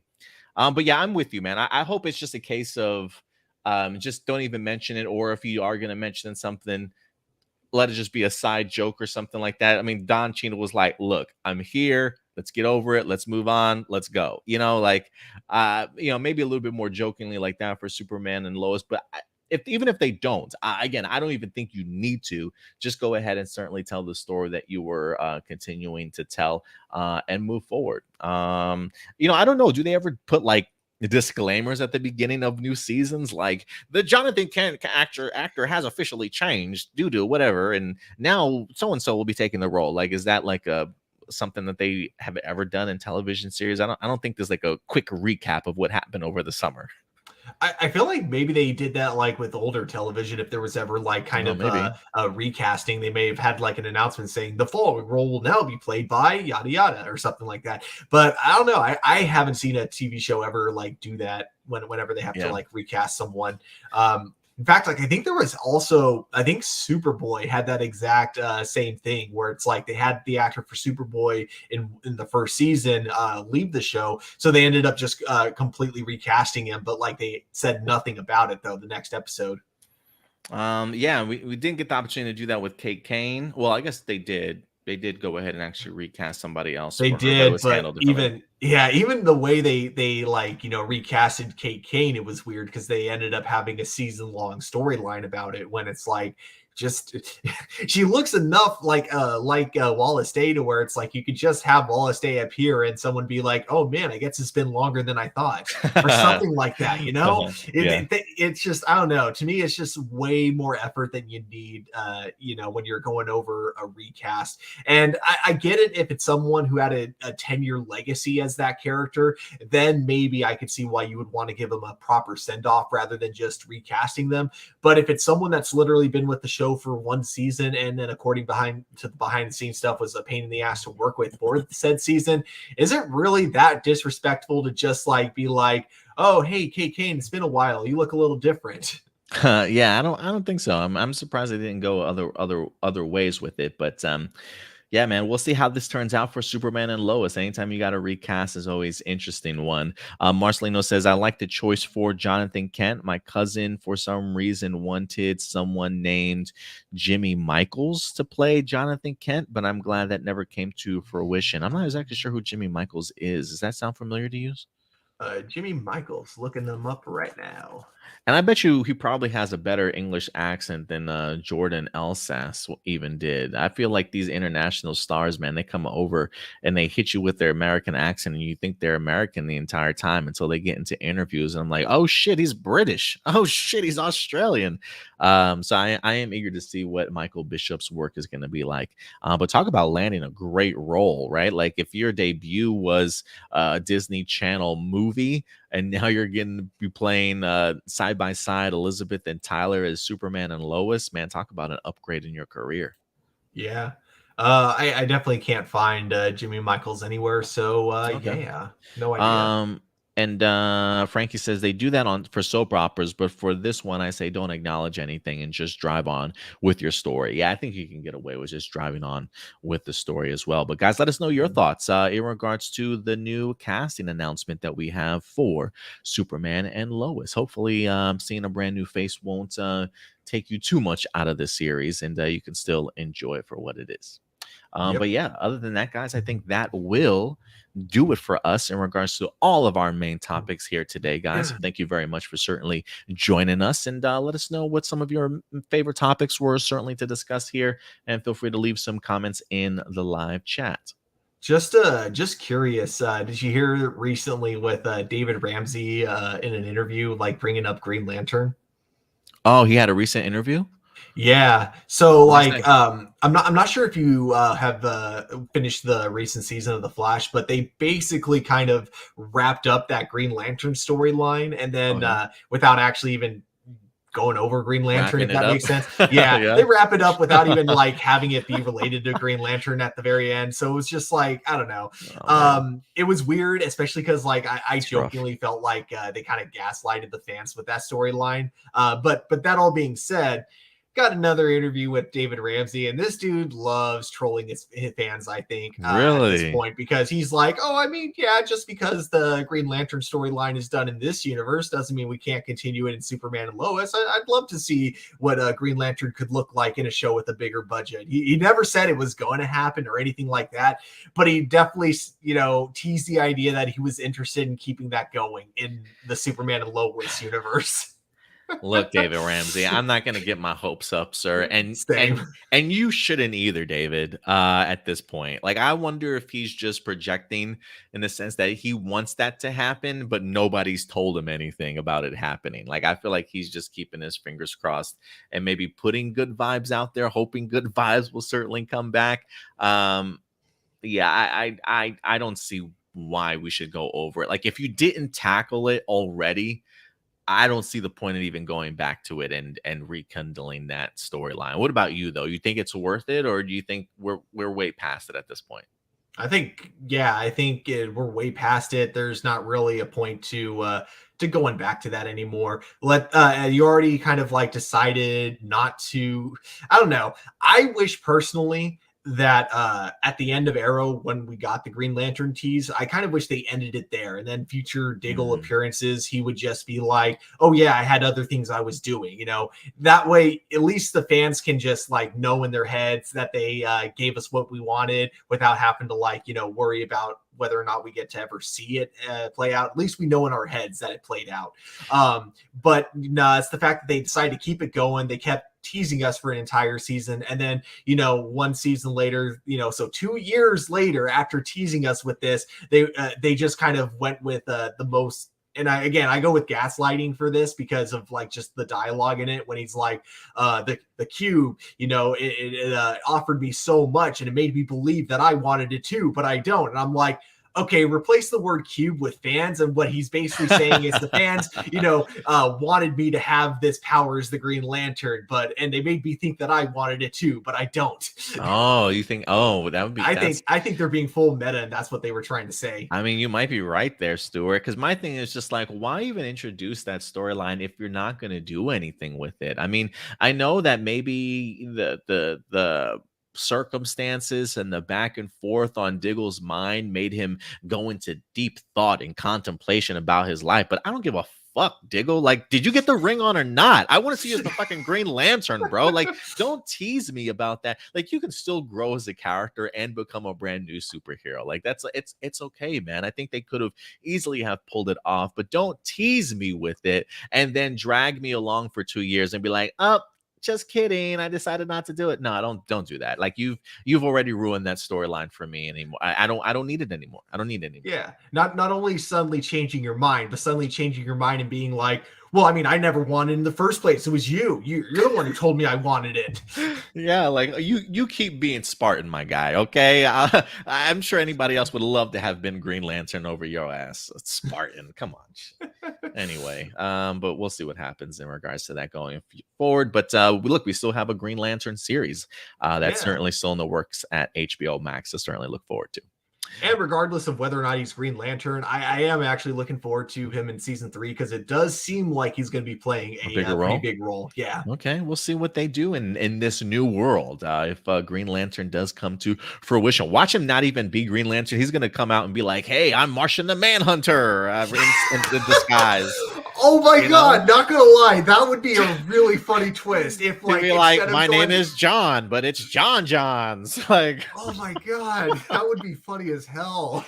Yeah, if they do that, I'm gonna be so pissed. Like, but it is another world, right? It is a brand new Earth. It's not the Superman. It's not the Supergirl world that we were living on before. So maybe it's another quick twist that they pull on us here.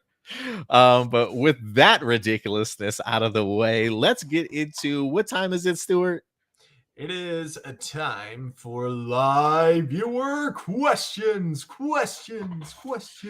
As we're going to go ahead and bring up your guys' live viewer questions again, guys. You can always find them over at the YouTube page right here.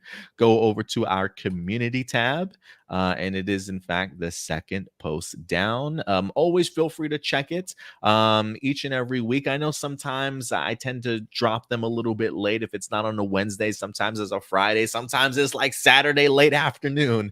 But always continue to check the community tab, at least beginning on Wednesdays and in the future, to see if anything has certainly posted to go ahead and put your live viewer questions. Stuart, at the top of the show, my guy, I said we had 5 questions.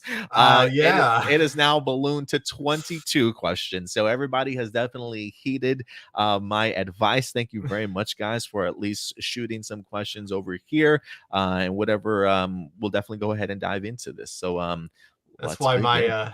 that's why my jaw dropped there. I was like, okay, cool. So I'm gonna refresh the page, and I'm expecting it to go from like 5 to maybe 9, 5 to 10. I didn't They were expect quick. 22. They were quick with these questions Oh this week. yeah.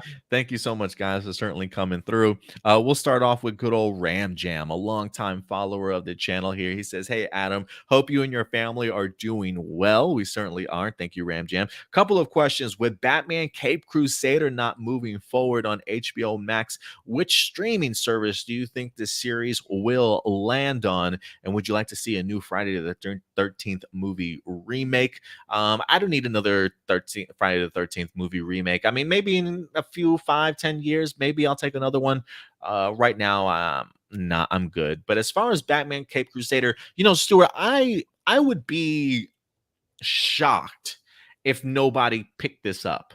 I know that HBO Max decided that they weren't gonna have it on their channel, on their streaming service, but it doesn't mean that the show is dead. I believe that they certainly are still working on it, but it is being shopped around.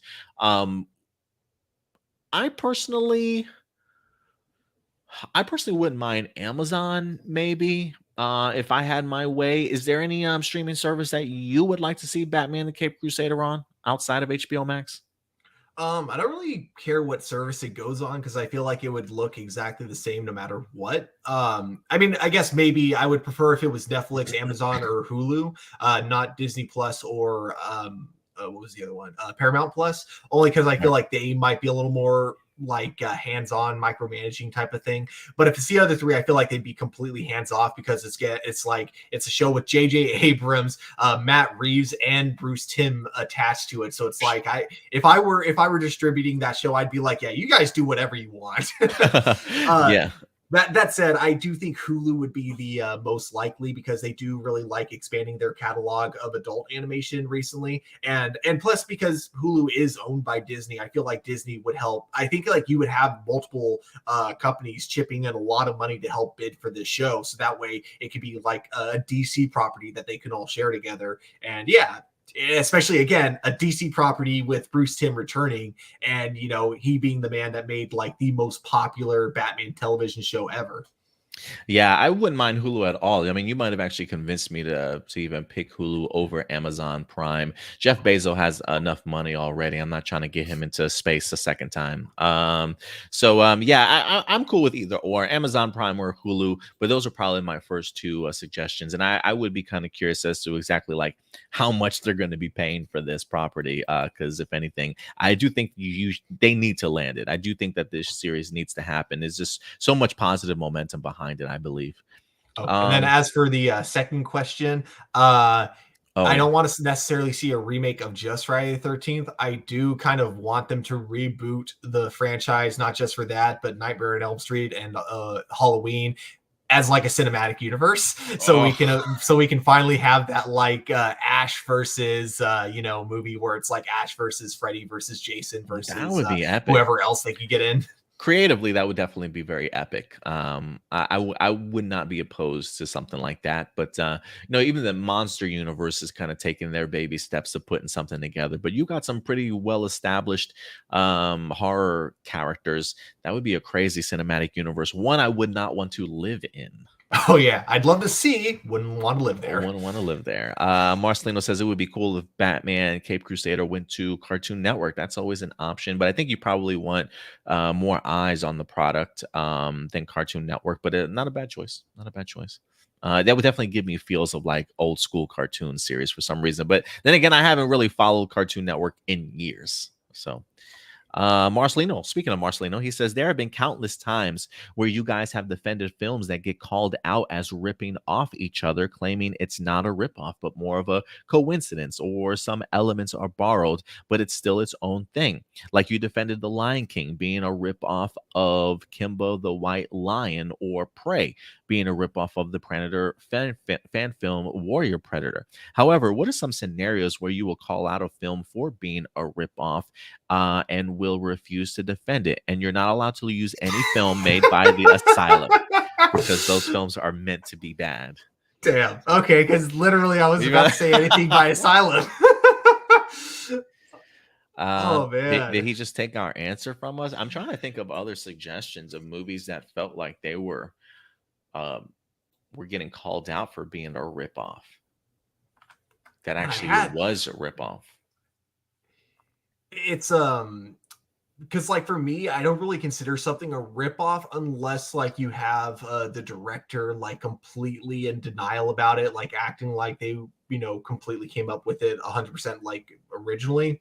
But I guess like one I could kind of think of that are very similar, but I don't know if I would use the word ripoff. But again, very very similar.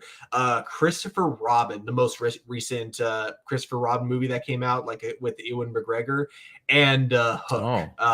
Those two are almost the exact same movie when you think about it. But I think it's just because like they have the same story but very different plots. But yeah, so that's one example I'd use. I did go to a website here that just hit me with a bunch of freaking ads. Ranker.com, 12 great movies that ripped off other stories and totally nailed it. Number one, Mac and Me. Yes. Mac and Me. Okay. I don't even know if I've even seen that movie. Mac and Me. I have. They said the Fast and the Furious as a rip off of Point Break. Really? Where an ambitious FBI agent as he infiltrates a criminal gang only to let his new best buddy escape at the end. Oh, okay. So that's what they're comparing it to. They also put The Incredibles, and it's a pretty clear riff of the Fantastic Four. They even put Star Wars in here as a ripoff of the 1958 film The Hidden Fortress.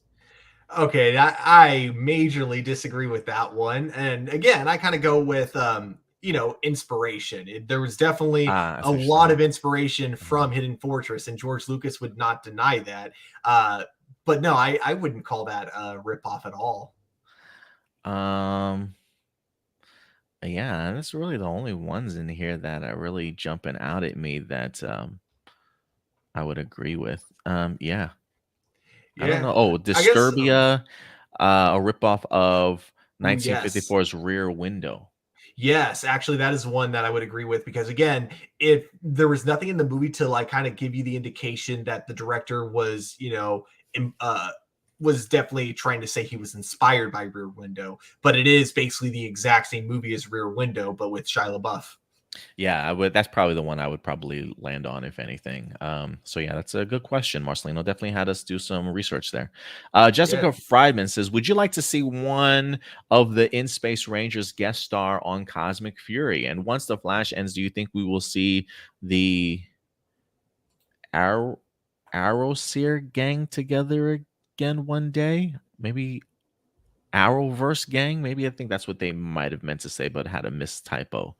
So would you like to see one of the In Space Rangers guest star in Cosmic Fury? I certainly would. Who would you have from In Space guest star on Cosmic Fury if you had to pick one Ranger? Are you going to go Andros?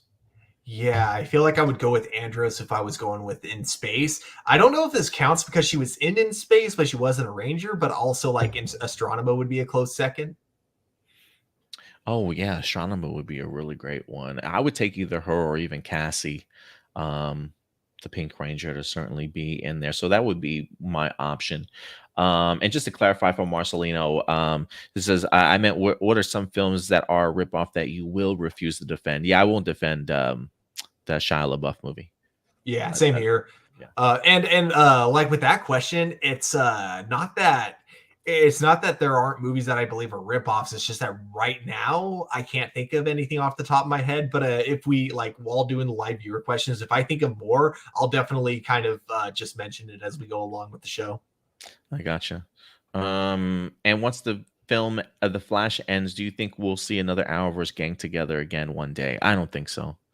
I don't think so. I think the last that we see of the Flash this season will probably be the last that we see the gang as we know it together ever again. I'm not expecting them to come back. Are you? I I think we'll get some of the actors returning, but playing like different versions of their characters in Superman and Yeah. Lois. And I say that only because we've gotten that now twice with Diggle and Lucy Lane. So I feel like they kind of want this to be like a spiritual sequel to the Arrowverse if they're not going to make it like directly part of the Arrowverse. You know what I mean? I gotcha.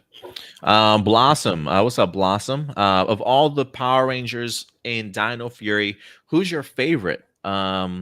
For me, it's Amelia and Javi. Amelia for her love of the supernatural and her overall sweetness, and Javi for his skills on the guitar and how cool he is in battle. Hashtag sexy badass. So she loves her some Javi. Who's your favorite? The Dino Fury Rangers.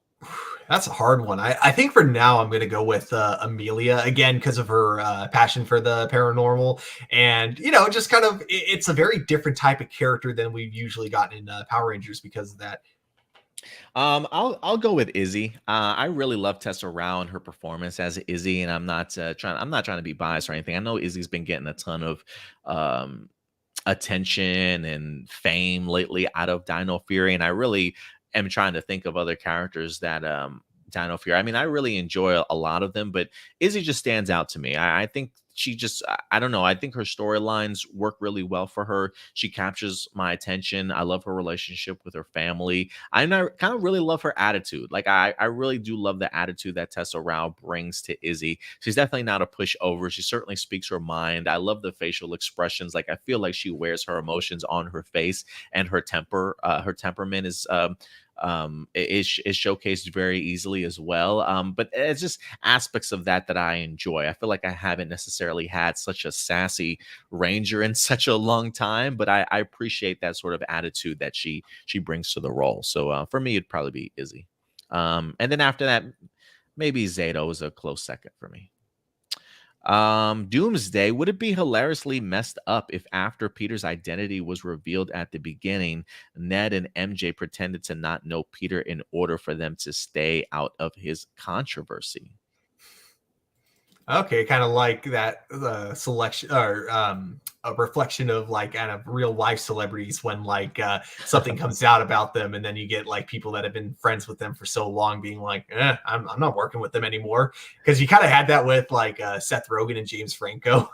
So Oh it'd be kind of yeah. like it'd be kind of a funny situation like that. Yeah, I guess it'd be kind of funny, but it'd be so out of character of MJ and Ned to do that it's just like I wouldn't have laughed. You know what I mean? Oh yeah, I know. Yeah, I know what you mean. And if anything, too, like even when it comes to No Way Home, I feel like they had the opportunity to even distance themselves from Peter Parker because all that's when he was accused of being a murderer and crooked and things like that, and it even cost them opportunities to get into the college of their choice, right? Like if there's any time to disown anybody, it's definitely that Yeah. time during his most controversial at that point. But that by that time, when it comes to No Way Home, yeah, it feels like it would be even more messed up than kind of funny. Like, damn, you doing Peter dirty like that, acting like you don't know him. Yeah, it's kind of messed up. Yeah, because for me, like when it comes to like some jokes that come out of left field, but it's like a joke that wouldn't make sense for that character, I tend to like laugh a little bit less at those because then it's like, well, this is this it just feels like forced comedy. You know what I mean? I get you. I definitely get you there. Jericho Gonzalez for Cosmic Fury with the Rangers potentially going into space. Do you think Izzy and Fern will have a talk where perhaps Izzy reveals to Fern that she is indeed a Ranger? Ooh, this could even apply to both Javi and Izzy's parents, telling them that they are Rangers so they can go into space. Come on. When the Turbo Rangers went to space, I don't think their families knew they left Earth. Yeah, absolutely. Like, where's my son? Where's my kids at? Yeah, they're just in outer space. I wonder if they ever put like missing pictures on the back of milk cartons. Yeah, I am kind of curious to see like what would have happened, but it is one of those things we've been introduced to family members so much in Dino Fury. It would feel kind of out of place if they don't talk to their parents about it, like especially with Izzy and Javi and their parents, right? Like, it would be interesting to see what Warden Garcia's pushback would certainly be against it, because he would certainly have some pushback in them even going to space in the first place. But it's something I would like to see. I think that should be a conversation that's had, whether that be Javi and Izzy parents or even Izzy and Fern. I would like to see that reveal. Do you think that's going to happen at the end of Dino Fury this season? Some reveals for the Rangers. I think with Izzy, yes. I don't think with any of the other Rangers because I mean, I know they never directly say what their age is, but because we never see them in high school, with the exception of Izzy, I assume they're all like, outside of high school, like they're all at the very least 18. So it might just be kind of a, yeah, we're going off to college. See ya. And yeah, that's kind of it. I think they're just going to like kind of leave a note for their parents, but that's kind of the extent of it. See, like, so when Ollie's parents, that's Dr. Akana, I think she'd be like, go for it. Yeah. Just based off of their background, what they're interested in, them being very scientific minds. Clearly, she's super protective of her child, but now that she does know that he is in fact a ranger, I think she's the only parent out of them all that know that he's a ranger. I think she would be completely open to it. So Ollie, I think already is probably going to have that okay. But yeah, I think when it comes to Javi and Izzy, I think they're really the only ones that need parents' permission, because Amelia don't know who hers are unless she's going to have a conversation with Pop Pop, or Amelia's storyline just naturally progresses into Cosmic Fury after, if things are revealed that she ends up being the daughter to avoid King and Queen. I think that might be an easy transition for her. So yeah, Javi and Izzy would be the two I would like to see that conversation happen with. Hey, I'm a ranger, and two, I'm going to space. I really would like to see how that happens. Do you think they'll cover it though, or no? I think so. Actually, I take back what I said earlier. I think we're going to get it with them and with Amelia, because I see her Pop Pop being the kind of person that gives her way too much gear to take into space. Like, so you'll probably see her like, you'll see her like about to leave, and before she's about to like leave the door, he'll be like, "Oh, wait, take this 4-leaf clover with you just in case. Oh, No. before you go, also take this alien repellent. Oh, and then make sure you take this." And so like you'll have Don't that forget your rabbit foot. Yeah, exactly. And so you'll have that gag where she has like so much stuff, like she can't even carry it and shit falls over. I feel like you'll have a similar like slapstick gag to that. Okay. I kind of dig that. Moving on to the next question here from good old Jack Daniels. Thank you very much for submitting your question here. What do you think of the rumors that Melissa Benoist wants to return for Superman and Lois? Even Lois Lane herself, Elizabeth Tulloch, revealed that Melissa Benoist once told her she would love to return as Kara. I'm not exactly sure how long ago those rumors began for Melissa Benoist, but listen, I do think and this is just me. I think Stuart, you might have a pushback towards it, or maybe something else that you might feel towards it. But I guess for me, I had always been under the impression that she not only loves the role of Supergirl, but I think she understands the importance of it, knows the gravitas of being this character, and understands her impact.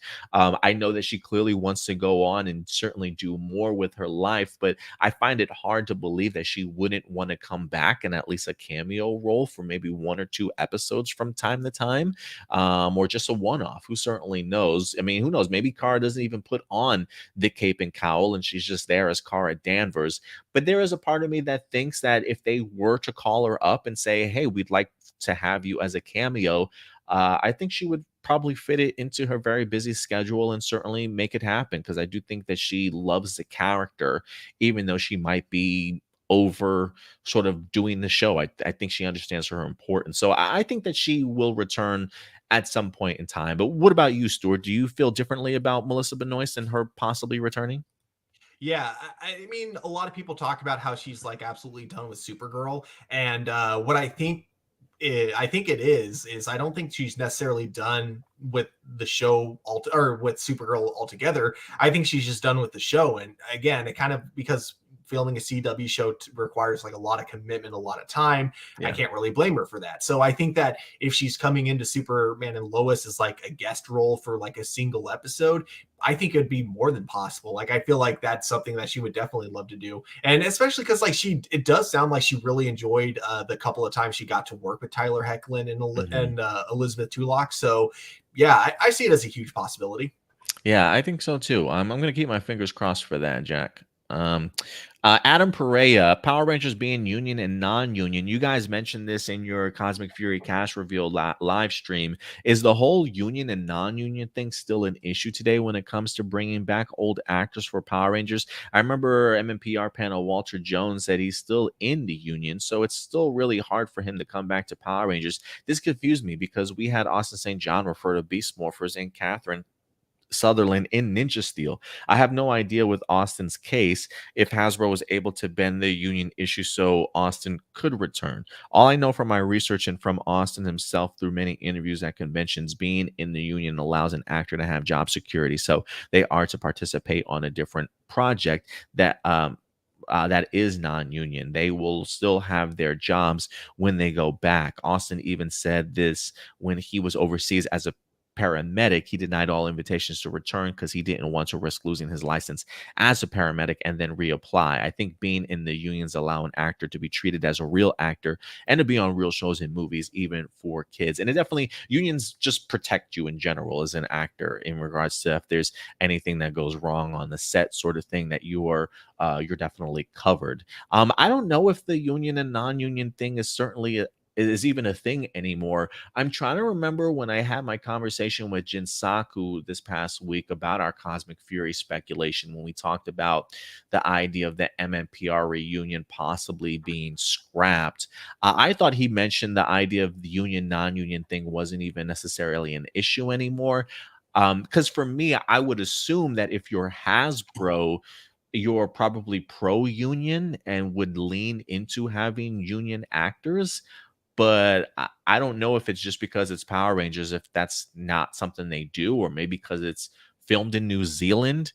But I gotta think that that's not an issue anymore. But maybe it is in regards to maybe why some actors have decided not to return. Have you heard anything? And I don't know if Jinsaku's even in the chat anymore. If he is, I am kind of curious if the union and non-union stuff is even an issue. For me, I didn't think it was an issue, and the only reason I brought it up during the Dino Fury panel was because Walter Jones himself brought it up. Because there were a lot during the PR panel. There were like a lot of questions where it was like people like wondering, their interest level in returning, and it seemed like they all had it, but they all were also just kind of like saying they don't see it happening anytime soon. But they all seem to be like open to the idea. But yeah, that was like Walter Jones's big thing, is that he's like, well, I'm a union actor, and from what I understand, Power Rangers is still a non-union show. So Man, that's weird to me. yeah, so I can't say for 100% certainty. I just went on what Walter Jones said during the panel. And I wonder if it's a non-union show too, because of the fact that maybe some of these up and coming new actors aren't a part of the union. Like, I wonder if you're becoming an actor, are you automatically mandated to jump into a union? Are you not? You know what I mean? Do you have to have a certain criteria of shows or movies under your belt first before you can even apply for a union? You know what I mean? I don't really know how that works out, but maybe more research should be done on our part. So we'll definitely try and see what we can find for you guys. John Schuyler says, "Do you guys think that when Cosmic Fury gets here for the 30th anniversary, if it's going to once again have the same hiatus that we've been having since Nickelodeon era? Right now with Dino Fury, we are still in hiatus, so I'm not really sure if Hasbro and Netflix had to agree on a hiatus. It feels like moving to Netflix, Hasbro had to bring over the same 7 to 8 month hiatus as Nickelodeon. No, I don't think it has anything to do with them moving over. I think that's just Netflix.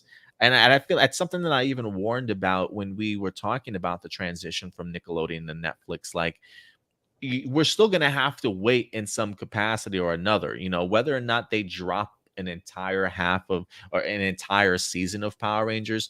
There's still going to be a hiatus of 7 to 8 months to a year before we even get the next season of Power Rangers, if you will.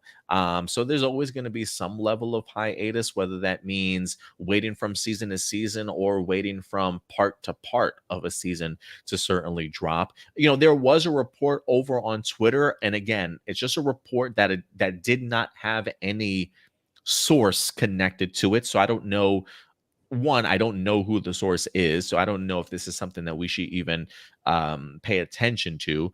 But one of the comments that I saw on Twitter was the fact that Netflix was considering changing its release window or its release date plan. So instead of binging everything, instead of dropping everything all at once, that they might be changing course into sort of like dropping episodes weekly.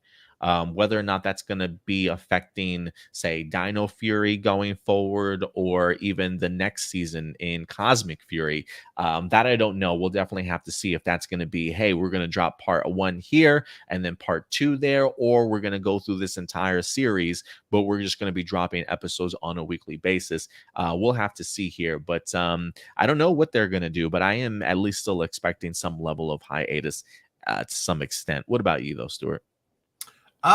Yeah, I think we'll still have a somewhat of a hiatus at the halfway point. So first 11 episodes, and then I don't know if it'll be as long as our usual hiatuses, but I do think there is going to be like a little bit of a gap. And yeah, I also heard that too, like the idea that Netflix is going to be doing things differently. So maybe releasing like the first 2 episodes together, but then after that, it's like 1 episode a week.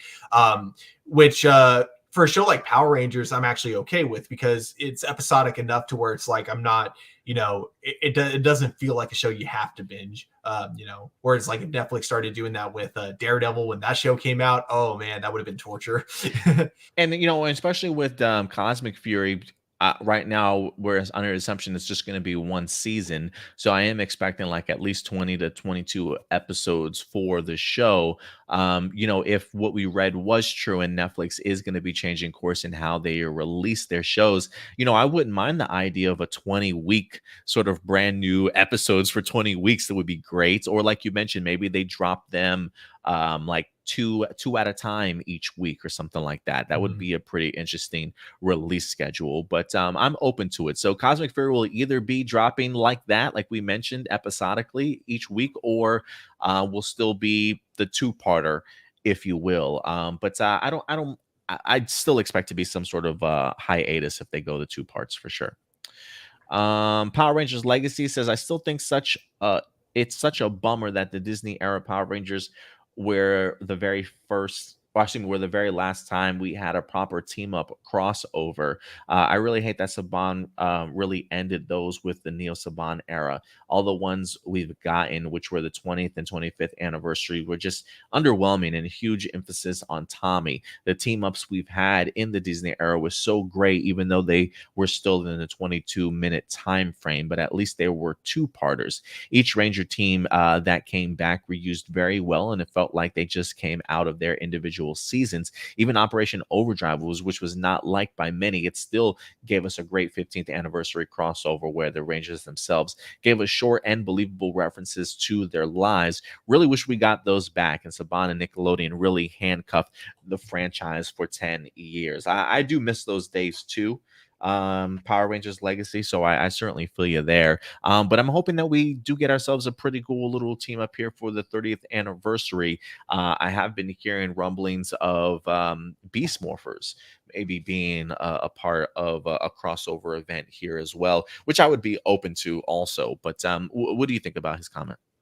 Yeah, I mean, I agree. That's like the major thing that was missing during the ever since it went to Nickelodeon. Like the first kind of crossover they did with Samurai and RPM, it wasn't the same as what you were used to with the Disney era. The idea of there being like a full team up where you get 2 full teams, you get both like the new team kind of like mentoring the team, as well as like finding out where the new team is currently at, and the fact that you never had, or you rarely had, either team one-upping each other. You know what I mean?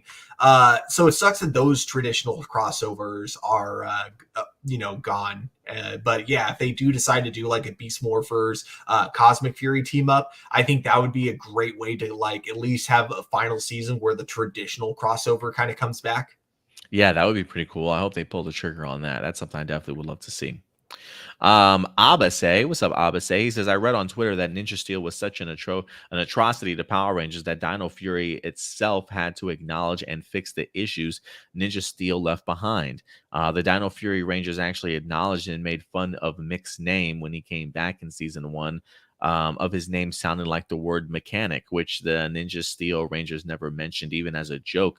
The major flaw was the Nexus Prism itself.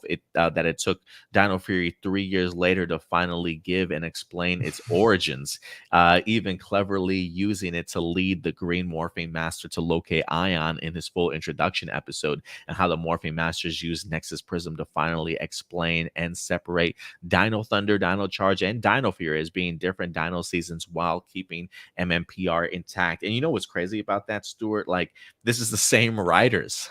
Mm-hmm. You know what I'm saying? And it's like the fact that they were now getting the opportunity to explore the Nexus Prism in this and really put some, some meaty backstory to it, at least to really kind of help push the Power Ranger lore forward. It didn't take them very long, like 2 minutes of airtime, but they didn't do that in their own season. Instead, you get not only Hasbro now in charge, but also Simon Bennett with a completely different vision of what he wants Power Rangers to certainly be. Just really culminates in the idea of these same writers being able to explore and write more and take the handcuffs off. So I'm glad that they finally decided to go ahead and do that. I think it was an interesting choice because a lot of us hated anything Ninja Steel related, and I just remember when we saw the images and the clips of oh my goodness, they're hinting at Ninja Steel and Dino Fury. Oh no, this is gonna go south so quickly. But you see how they managed to take aspects of Ninja Steel that might have been cringy for some, and making it something easy for people to digest and really enjoy. So I think they've done a great job with it. To me, Ninja Steel always felt kind of like it was an ad-libbed season. Like they were Mhm. it felt the most like a season where they were literally writing as they went. Like it felt like the week that we had between episodes, that's how much time they spent filming and writing it. Yeah. uh, but I give the writers credit for, trying something new. They really wanted to go with a more slapsticky, style with it. And unfortunately, I don't think I can think of a single episode where I actually laughed, honestly. That's what's kind of sad, is that they really wanted to go full comedic with this season, and I don't think I ever laughed. Beast Morphers, Dino Fury, both also kind of went with half comedic, half serious tones. I laughed so much more watching those two seasons than I ever did with Ninja Steel. So, I think, what they did with Dino Fury was kind of cool, kind of recontextualizing Ninja Steel, giving a little more background, kind of making things make a little more sense. Yeah, I kind of enjoyed that too. Yeah, at some point in time, I think I just tuned out and just tuned in for Sarah each week. I think that was pretty much. I think that's Yeah. I think that's really all I cared about at the end of the day. Good old Gabriel. What's up, Gabriel? He says, "Hey guys, what did you think of the season 5 premiere of Netflix's Cobra Kai series? And then speaking of Netflix, when that 90s show eventually comes out, how would you guys watch the first episode? Maybe smoke some dope? I mean, damn, Gabriel. Let me ask you the question first, Stuart. Since you've had the opportunity to check out Cobra Kai in as non-spoiler ish as possible, what did you think of season 5? I loved season 5 of Cobra Kai, and something that's kind of funny I noticed, like when watching this season, most shows have that moment where they jump the shark and it goes from being like, what it was when it started to something completely bizarre and out of this world. I think with Cobra Kai, what's so unique about it is that we're now in the 5th season, and now it feels like it's definitely, when you look at where it's at now, it's so bizarre compared to where it was in season 1. But there isn't a single moment that led to that. I think it did such a great job of actually building up to now being a weird show that I totally accept it now. If they went from season 1 being what it was to suddenly season 5 being what it was, and that was season 2, Right. it would have been it would have been I would have lost so much interest. But I think because they slowly get the show more weird, but they still keep the heart of what makes the show so good. It works. So I really like season 5. All right, that's a good perspective. I do like the way that you broke that down. So I'll be interested to see what season 5 truly is going to turn out to be. But I'm glad that you liked it. I'm trying to see when I'm going to get the opportunity to finally sit down and watch it. I know probably not tonight. I'm probably going to rewatch The Rings of Power, so I can go ahead and drop a review for you guys tomorrow. Episode 3, I was actually a really big fan of episode 3 that just aired this past Friday. We have House of the Dragon tonight, so I know me and the Yes. girlfriend will probably be watching that for episode 3. And then once we're done and caught up with that, then yeah, Cobra Kai is definitely on our list of next up. So we'll definitely go ahead and check that out. Also, the second part to that question may surprise you, but I actually don't like watching that 70s show while high. I tried it, and the problem is when I'm stoned, I really get annoyed with laugh tracks. And I don't Oh, know why, but they really piss me off. no, I didn't know that. That's interesting. Yeah, I don't know why too. It feels like, like thinking about it, I'm like, shouldn't it just make it more tolerable? But it's like, no. Yeah, me and the girlfriend are actually watching that 70s show right now. I think it was made available, I think, recently somewhere. I can't remember Ooh. where it's dropped that on streaming at Peacock, maybe, or Mail. I don't know, maybe not Peacock. I can't remember where we're watching it at currently. She brings it up and she keeps it on in the background while we're, messing around the house and stuff. And so it's been on for past few days, honestly. But yeah, I don't know if I would smoke watching it though. Don't think I'll do that though. Dino Knights Fight for Your Rights, just me, but I'm one of a majority of people who really want an all original Ranger suit for Cosmic Fury. There's so much more you can do with original suits. Yes, it would cost money every time you damage the suits or recreate them. We've all learned from past that they use Super Sentai footage. It can use lots of issues when editing them. And by now, we know that Sentai loves to do different things with their costumes and stock footage, just like Zenkaiger and Don Brothers, which is my favorite Sentai series so far, or right now. The Ranger suits are drastically different than that they would not work if adapted into Power Rangers, like the stock footage of battle attacks and power ups looking too Japanese and the CGI being too obvious. Yeah, listen, I am a believer in original Ranger suits. I would not mind the idea if they said, "Hey, we're gonna reuse not Zoozers suits, Q Ranger suits or Kira Major suits." I would be open to it, but for me, my ideal is all original Ranger suits to go along with all original footage. And I think, Stuart, since the last time that we talked Cosmic Fury, I think we were kind of under the impression that this is something that might have maybe come together kind of last minute or like as of this recent March. But come to find out, they've actually been planning and working this season out, at least in regards to writing it, since last May of last year, 2021. So they knew that this was certainly coming. I feel like they've had the time to even pre-prep and get pre-production started early and maybe some designs. So there's a part of me that is leaning more original Ranger suits, and that's the direction I would certainly like to see. Which would you like to see, and what direction do you think Hasbro's going? Uh, so I would like to see I would like personally to see original suits that take inspiration from the Q Ranger suit. So I would, or from, Dino Fury. So I would love to see it still feel similar in design, but also be something very different. And I think they are going that direction, or at the very least, maybe even completely original suits. And the reason I say that is because or not accidentally, I did this on purpose. I saw a potential spoiler for the ending of Cosmic Fury, and I think they're going to go with original designs because of it. Oh, so you already spoiled yourself. Yeah. Shame. Yep. I was like, it was funny too, because like a lot of times I'll see it on Twitter and I just can't help myself because like a big part of me just really wants to know whether like when spoilers end up being accurate. So I'm like, okay, I'll see. And the thing is, this spoiler sounded so specific and not too over the top enough. Like it sounded very much like something they would do. So I'm like, you know what? This might actually be a real spoiler.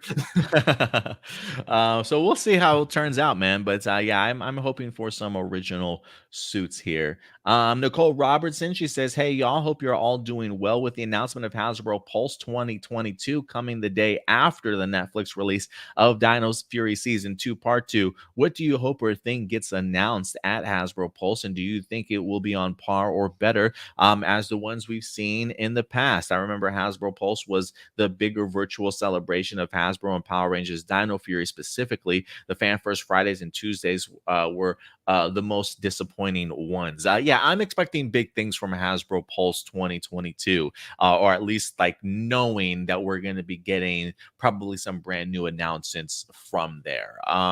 If anything, we kind of talked about it at the top of the episode with our honorable mentions. If you want to go to the beginning and hear what we have to say, but I think we speculated that maybe Jonathan Entwistle might be present, whether he's one of the more phenomenal guests to go ahead and at least finally give us some insight in regards to what they're working on, even if it's just brief details, maybe some concept art, maybe just his mindset of what he is in fact trying to create for us would be pretty cool. More phenomenal guests, I would assume it would probably be the Dino Fury cast coming back once again, but I got to think that they would maybe be hyping up not only the conclusion to Dino Fury, but the future, since they're going to be coming back for Cosmic Fury. And maybe we actually get ourselves an official teaser trailer, a reveal of the suits, maybe a brief synopsis also, to kind of see what we could potentially be getting into. I mean, if you're dropping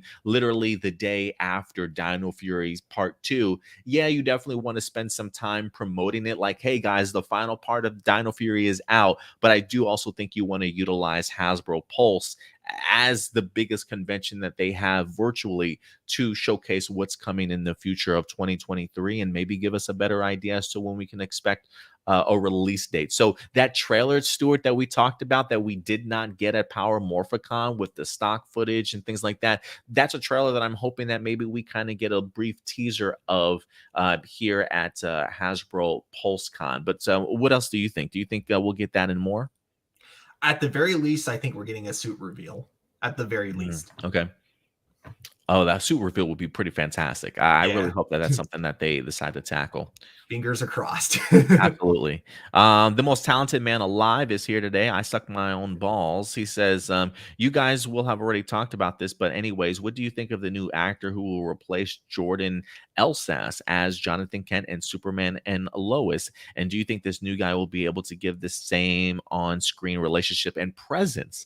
Do you see Superman and Lois going for another season after season 3? I think so. I think the show is popular enough that it gets renewed for an additional season after season 3, but we'll see how this season winds up playing out. And I'm kind of glad that he asked this question. Do you give him this? How do you think the new guy will be able to give the same on-screen relationship and presence? Because if there is anything that I do appreciate about Superman and Lois, it is the brother relationship that Jordan and Jonathan certainly had with one another. And I do think that that is something that chemistry that I think is important to the show for them to capture. Do you think it'll feel a little bit off, Stuart, when we see the new guy? I think it's going to be off for like the first 2 or 3 episodes because this was an incredibly last minute change. Essentially, like it seemed like they had to get this new actor within like weeks before they were about to shoot. So I don't even know if they had time to really do like a. I'm not sure what the term is for it, but when you do when you get like a screen test. Screen test, yeah. I don't even know if they've had time to screen test the chemistry between him and the other characters. So I imagine just try not to be too judgmental for the first few episodes is all I'm going to say, because I'm imagining that it's going to start off pretty rough. And as for how he's going to do, honestly, I don't know because I haven't seen any of his work before. But, I do trust in the Superman and Lois casting director. So I think if they think he's right for the job, I'm sure he is. So, yeah. Yeah, and I think seasons just progress naturally and just get more comfortable with themselves as the season progresses. Like it's not necessarily like how movies are, where movies when they're filming, they don't necessarily film the movie in order. They'll jump from scene to scene and things like that and then kind of put it all together in editing. Whereas when it comes to television series, I do believe that they film episode 1, episode 2 in order. And so I think when we watch these television shows, I think sometimes if things start off a little bit rocky with some of the actors and performers, I think you can clearly see as the season progresses, just how comfortable these actors do get with these characters and in their roles and playing opposite some of their fellow peers. It is something that could start off rocky, but maybe get a little bit better. As for if it's getting renewed, though, I am way more optimistic about it now than I was a couple weeks ago. Because recently the CW did say that even though they are moving to less scripted television, some of their really popular genre shows, like, and I think they even name dropped Superman and Lois, along with Stargirl and Walker, they did say that those shows are going to be going for a little bit longer. So, kind of relieved to say that, yeah, I'm pretty sure we are going to get a season 4. Yeah, I think we might also. Adrian Perez, what's up, buddy? He says, hello, everyone. Hope you're all doing well. While we are super excited that Dino Fury cast are returning for the 30th anniversary of Power Rangers at Cosmic Fury, I can understand why some fans are wanting a brand new cast instead. We all know that huge majority of the fandom absolutely love Dino Fury cast and their characters. Having an already established team will allow us to see more of them grow instead of the ground up, especially if Cosmic Fury itself becomes a shorter season. Nothing is official as of yet. We can just focus on the story. I also feel that not having a brand new cast altogether, we don't have to worry about being attached to them for a very short time. Thanks. And I do feel like, Adrian, that it's probably a majority of fans that are really pleased with the idea of Dino Fury cast returning. I'm sure there are probably some people out there that wouldn't mind another cast, but I'm definitely in the camp of being happy that they're certainly returning. Because for me, and I mentioned this in one of my tweets, it kind of brings me back to my childhood a little bit. It kind of immediately reminds me of MMPR back in the day, being attached to those characters for so many seasons and then going on to see them progress to power upgrades or the team slowly sort of changing, if you will. I do think it's that attachment to the characters that really added to the popularity of the MMPR team and into Zeo and then going into Turbo over all those years and really kind of help build that momentum. So I do think it's a win, especially when you have a Dino Fury cast that's as good as they are and are loved by the fan base. I think it's a super smart idea to certainly bring them back. You get to dabble a little bit more in a time that came before us in the previous Saban era by bringing this cast over again. And I do think for storytelling purposes, it really does help because you don't have to start from the ground up. As you mentioned, they're already established characters, but now you get to even explore them even further and in new ways that maybe you didn't before in Dino Fury, maybe putting some complications in their life. And I think considering the fact that we know these characters, seeing them kind of put into brand new situations and how they respond, and if they even change as a character over that time period is just really fascinating to me than having to see somebody that we've already that we have no idea about and then spend that time having to learn about them. To me, that allows Cosmic Fury to just hit the ground running. And granted, I'm sure we'll have some new characters that are introduced, whether that be side characters and things like that, new planets, new worlds. So there will be some world building, but at least you don't have to necessarily worry about that with the cast. You can truly hit the ground running. But what do you think about that, Stuart?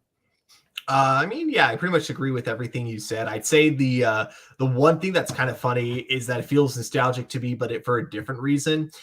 Because when I was like really young, watching Power Rangers, like specifically like kind of Lost Galaxies through Time Force, when you're as young as I was, time moves extremely slow. So you don't really have the concept of like how long a year is, right?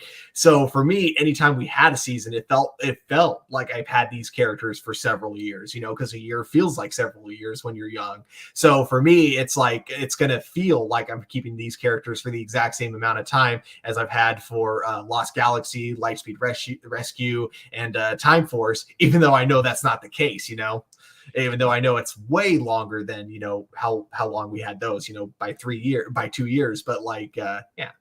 I'm sorry. Am I making sense there? Because I just realized, no, I totally get you. It just makes me realize one, I'm old because sorry. now time just flies by. Yeah. I look up and I'm like, man, a whole year. Like it's so crazy. People, this past month, my mom came down to visit because she wanted to go ahead and see Noah again. And so we all got to go ahead and spend some time together. But she said, can you believe he's almost going to be a year? And I'm like, he's literally going to be a year and 2 months. And I'm like, my Wow. God. My God, I feel like Cindy literally just popped this kid out the other day, and it's almost been an entire year already. And it just makes me feel like time is just truly flying by, man. Like I can't keep up with it anymore. So I get Feels it. like it was just a few months ago when you were mentioning that you were having Right? a kid. Now I got this like 9, 10 month old little guy running around the house, and it's just crazy how time truly does fly, man. I mean, like even he's becoming more active. He's definitely like semi crawling right now. Like if I put him on the ground and I turn away for like 5 minutes and I look back, he's in a completely different area than what he was before. Like I'm really gonna have to like keep up with this kid, and as he just continues to grow and just seeing his development day in and day out. I'm just thinking to myself, like, my God, I can't believe you are 9, 10 months already, and it's almost been a year. It's just crazy how time flies, man. I don't know if it's something that happens as we get older, as we become parents. I don't know, but time definitely has been flying by lately for sure. Wow. Chris Crossman, he says, is it me or when TV networks broadcast a really popular movie like Avengers, the color of the films look very bland, where it doesn't look as good as if it was in theaters or in streaming services? The movies already get edited to remove any foul language or very PG-13 or R-rated screens, but just the video quality itself gets a drastic hit. To me, feels like a movie was taken directly from YouTube and put on really bad filters. There might be something to that, Stuart. Would you say?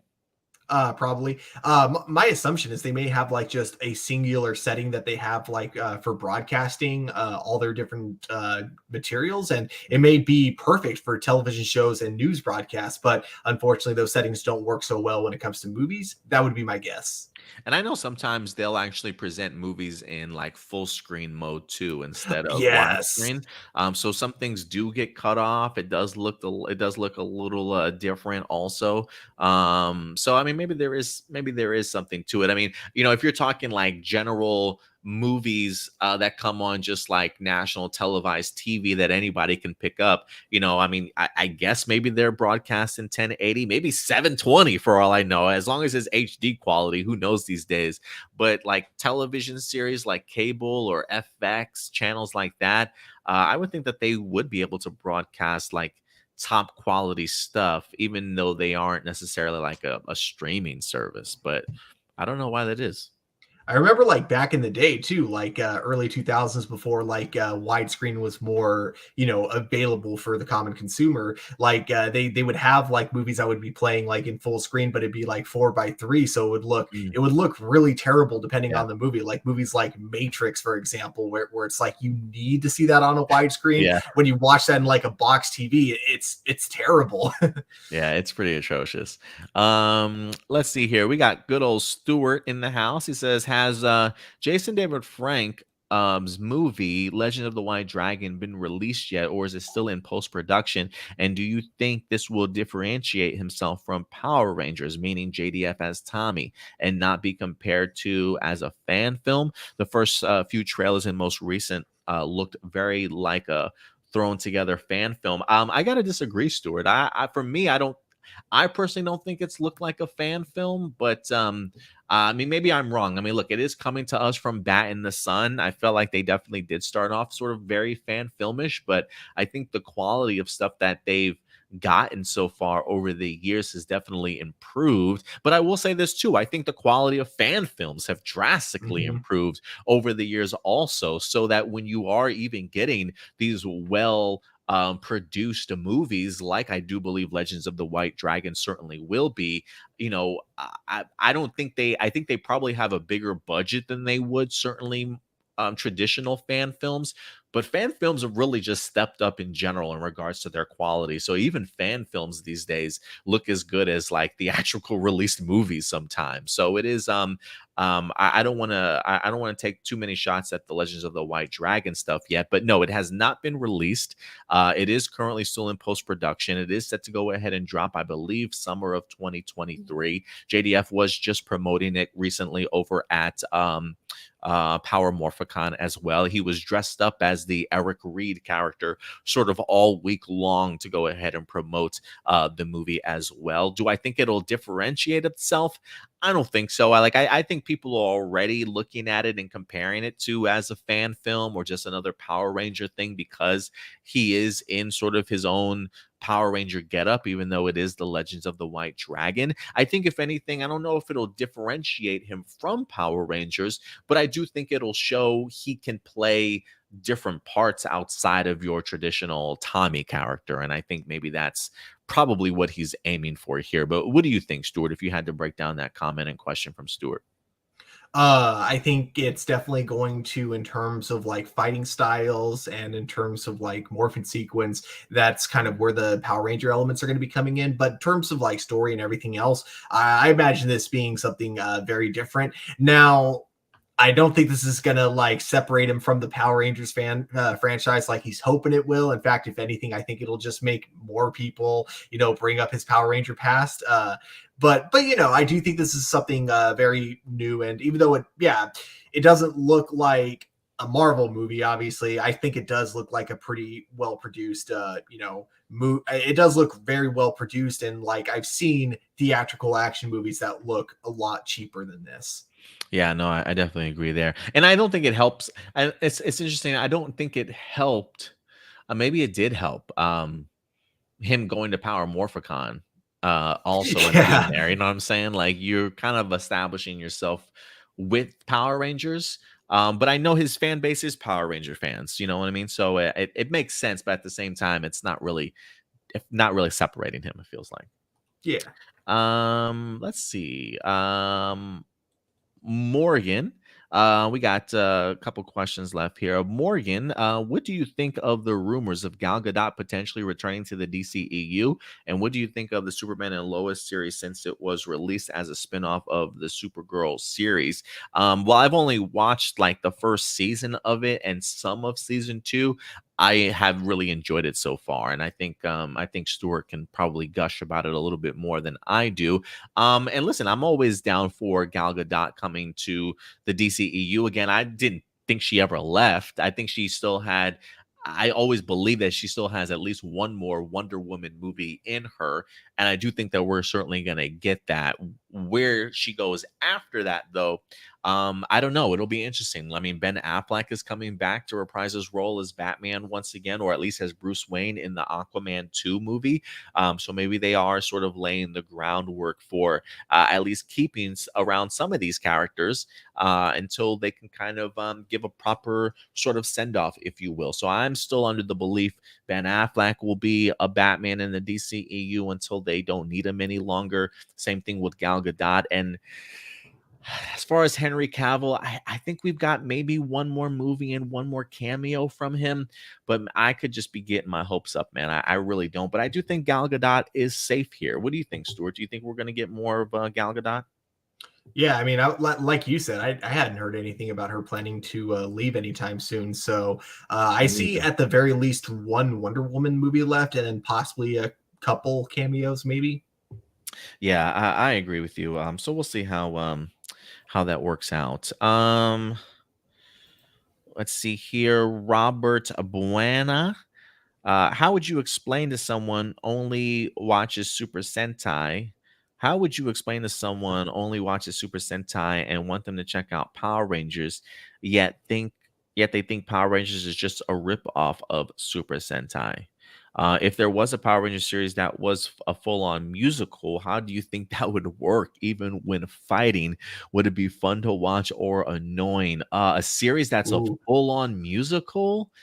God, I love musicals. I just don't know if I could do 22 episodes of a musical. Let, I let me say that. Oh, sorry. Oh, go ahead. No, go ahead. You got a counter?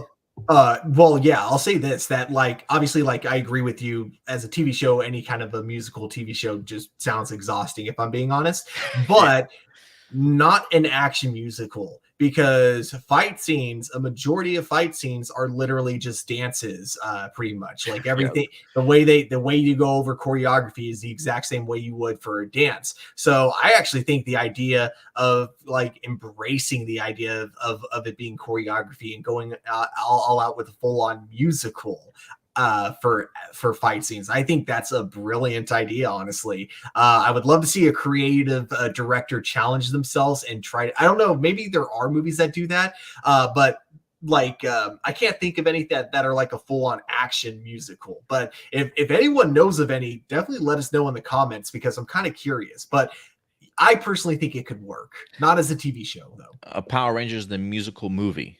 Well, not Power Rangers specifically. Actually, let me just phrase that as an action musical would work, not Uh, necessarily Power Rangers. oh, well, yeah. I mean, that's the question, though. Power Rangers Yeah, series, full on musical. Would you not go for a Power Ranger musical? no, No. no, definitely not.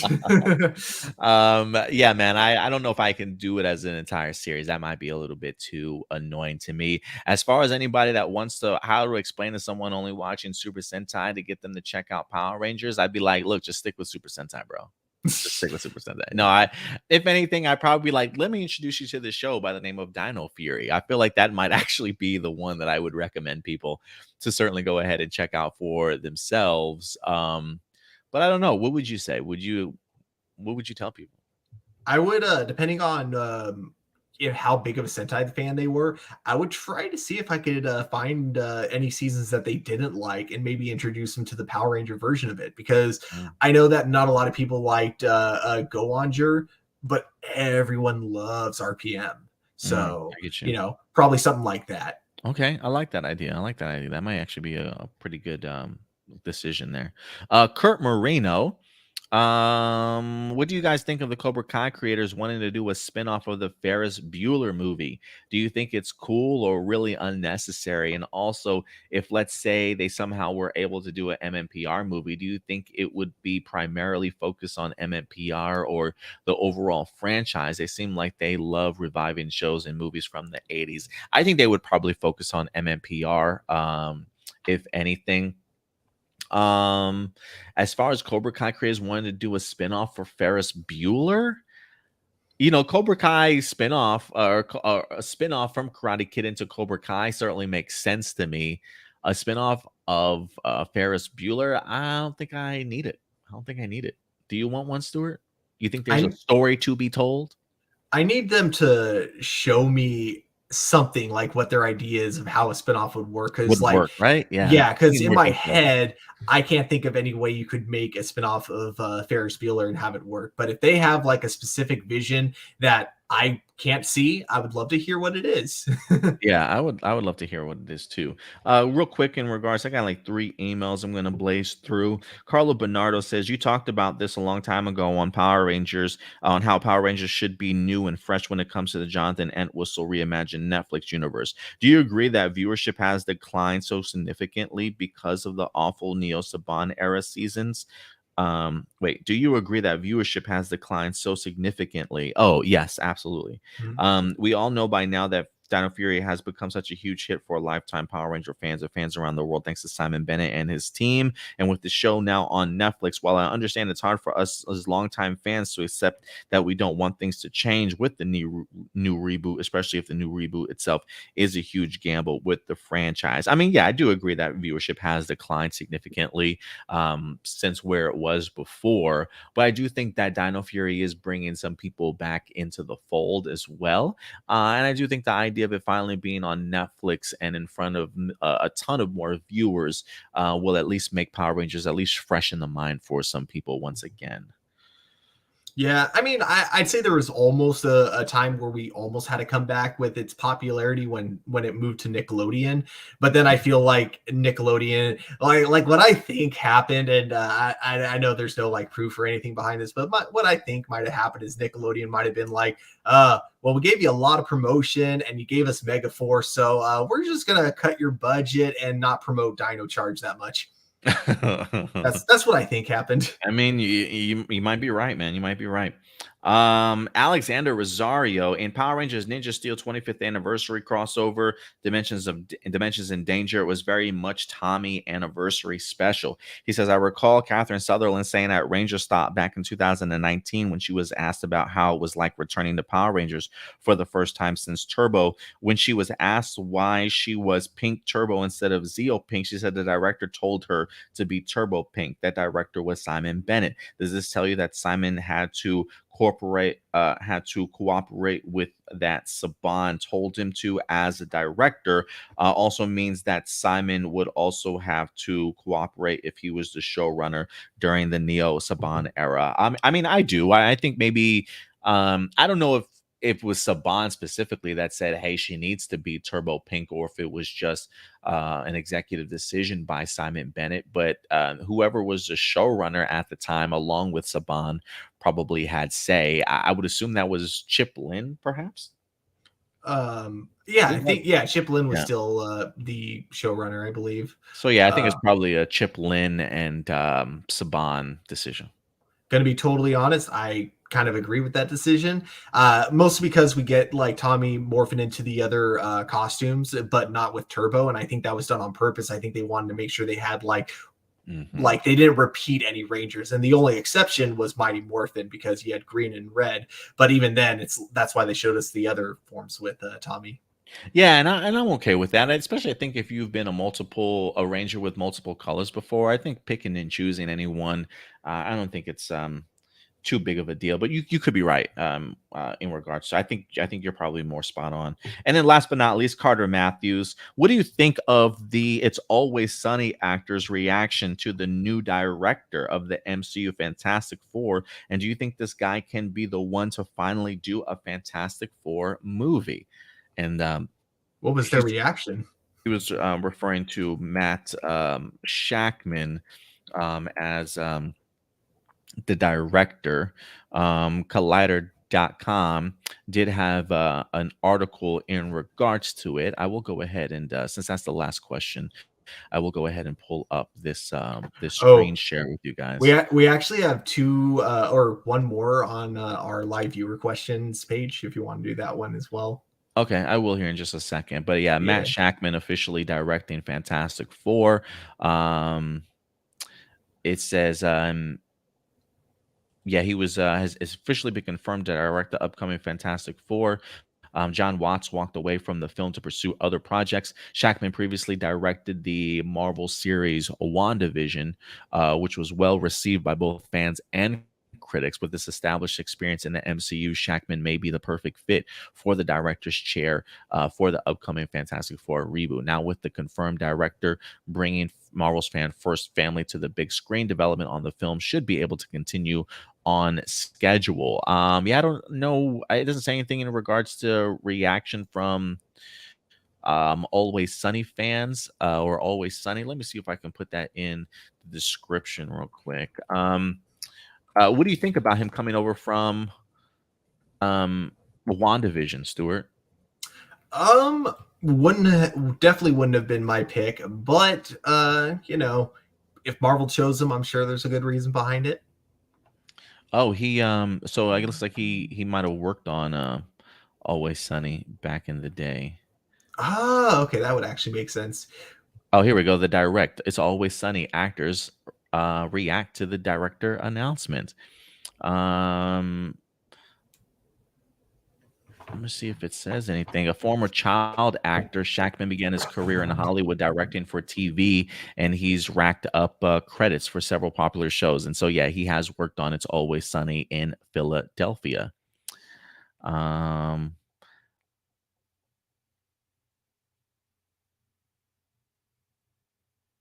I'm trying to see what they said. Yeah, but he signed on to do Fantastic Four. He might be directing the Fantastic Four movie, but I think he may even dropped out of that to do a bigger movie. No. He dropped out of a Star Trek. Oh, okay. He was signed to do Star Trek, then he dropped out because it conflicted with Fantastic Four. He says almost said Fabulous Four. He said we should potentially do a movie called Fabulous Four. Stupid assholes. But yeah, I mean they look like they're super happy for him. So I think that's pretty cool. Honestly, yeah, that sounds like it'd be a funny name for an episode of It's Always Sunny in Philadelphia. The Fabulous Four. Yeah. I mean, Yeah, they're Salem Hodge and so Matt Shackman. yeah, like the characters are so dumb. I could see them like actually truly believing that they could be superheroes for an episode. So watch them like actually try to come up with superpowers and like try to be helpful, but then doing more like harm than good. It feels like something that would happen in that show.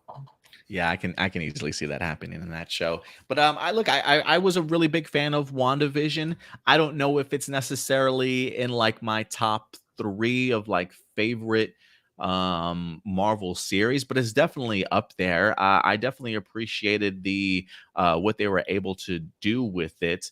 They definitely made a very unique season. It definitely showed his range in regards to being able to do something along the lines of sitcoms, especially as we progress through the time periods and things like that.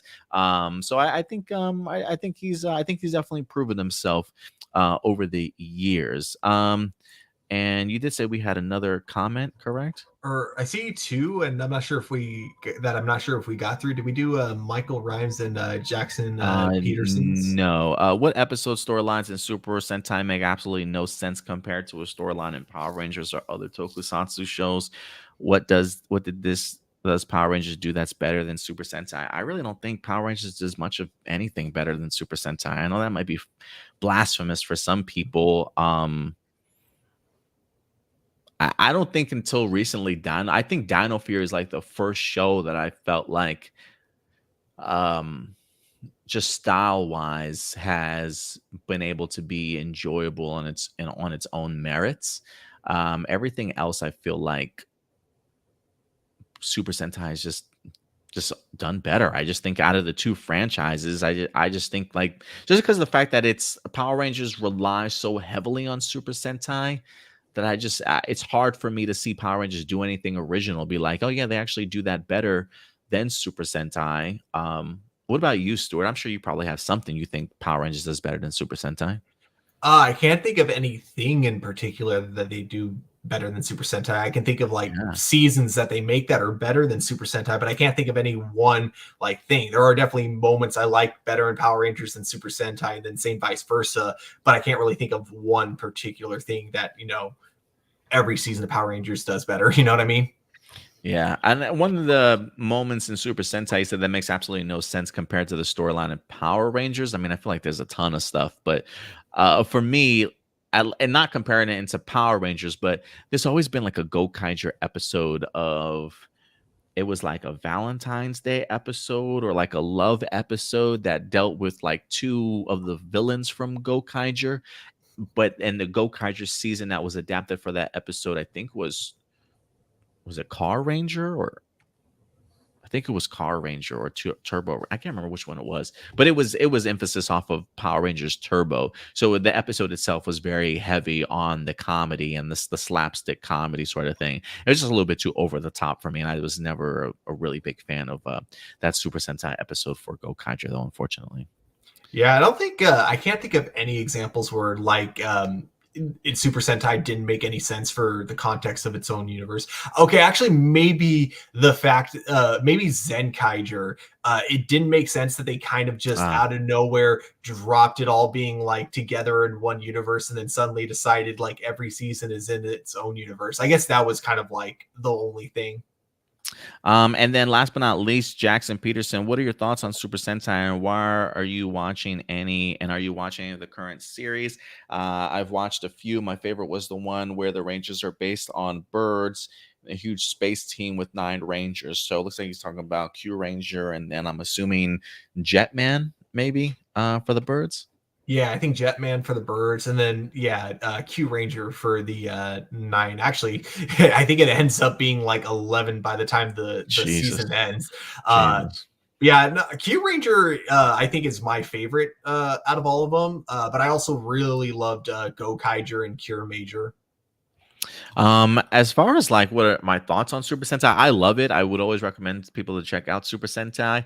Am I watching any current series? Although the current series is Don Brothers, but I've kind of fallen off, not because of the content or the quality of the show. It's been superb. I've just had so much on my plate. I've unfortunately have kind of fallen off. I think the last episode I watched was episode 20, if I'm not mistaken. So I do want to go ahead and get back into it. But Don Brothers has been phenomenal, if you ask me. One of the better Super Sentai seasons in a minute. So been a really big fan. Are you watching Don Brothers, Stuart? Nah, unfortunately. I haven't even finished Zenkaiger. I fell off Zenkaiger really early on. I tried to I get don't blame into you. it, but yeah, I couldn't. But I've been hearing like at Morphicon, I think I've had like several people tell me that I need to watch Don Brothers. Yeah, man, you'll be pleased. You'll be very pleased with it. But other than that, guys, I think that will wrap up all of our live viewer questions today, guys. So thank you very much for submitting in your questions, comments, and thoughts. And I'm looking forward to seeing them for next week's show as well, guys. So thank you very much for doing that for us. But Stuart, it's time to wrap up this episode of A Plus Hero Report as we go out into the rest of our weekend. Enjoy the weekend. Kick off our Monday, whether you're going back to work or working from home, whatever the case may be. I certainly hope everybody's week certainly starts off on a great foot. Stuart, if people want to reach out to you on social media, where can they find you?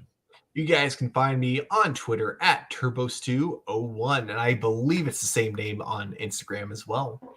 If it's not, try at Turbo Stew without the O1 on Instagram, but I could be wrong. Yeah. If you guys want to follow us on social media, you can do so right up here at A Plus Opinions. Very active over on Facebook. You can find us as well over on Twitter and Instagram as well. We definitely do have ourselves a Spotify channel for you podcast lovers out there. If you want audio versions of our show, definitely go ahead and check us out over on Spotify. There is a link in the description box below. Feel free to follow us there as well. If you haven't subscribed to the channel, hit that subscribe button, please. We always want to welcome you in to being a part of our family, along with that bell notification. So anytime we drop a brand new video, you guys will certainly be notified. If you love today's show or if you like our content in general, hit that like button, guys, because it certainly does go a long way. But we definitely will be back to you guys later next week. We got a bunch of reviews headed your way as well. Rings of Power, House of the Dragon. We got She-Hulk. We might even have ourselves a Cobra Kai Season 5 review for you guys as well. So definitely stay tuned to our YouTube channel. And then in the meantime, do us a big favor, as always, guys. Take care of yourselves. Take care of each other. And of course, keep it A+. And we'll talk to you guys later. Bye.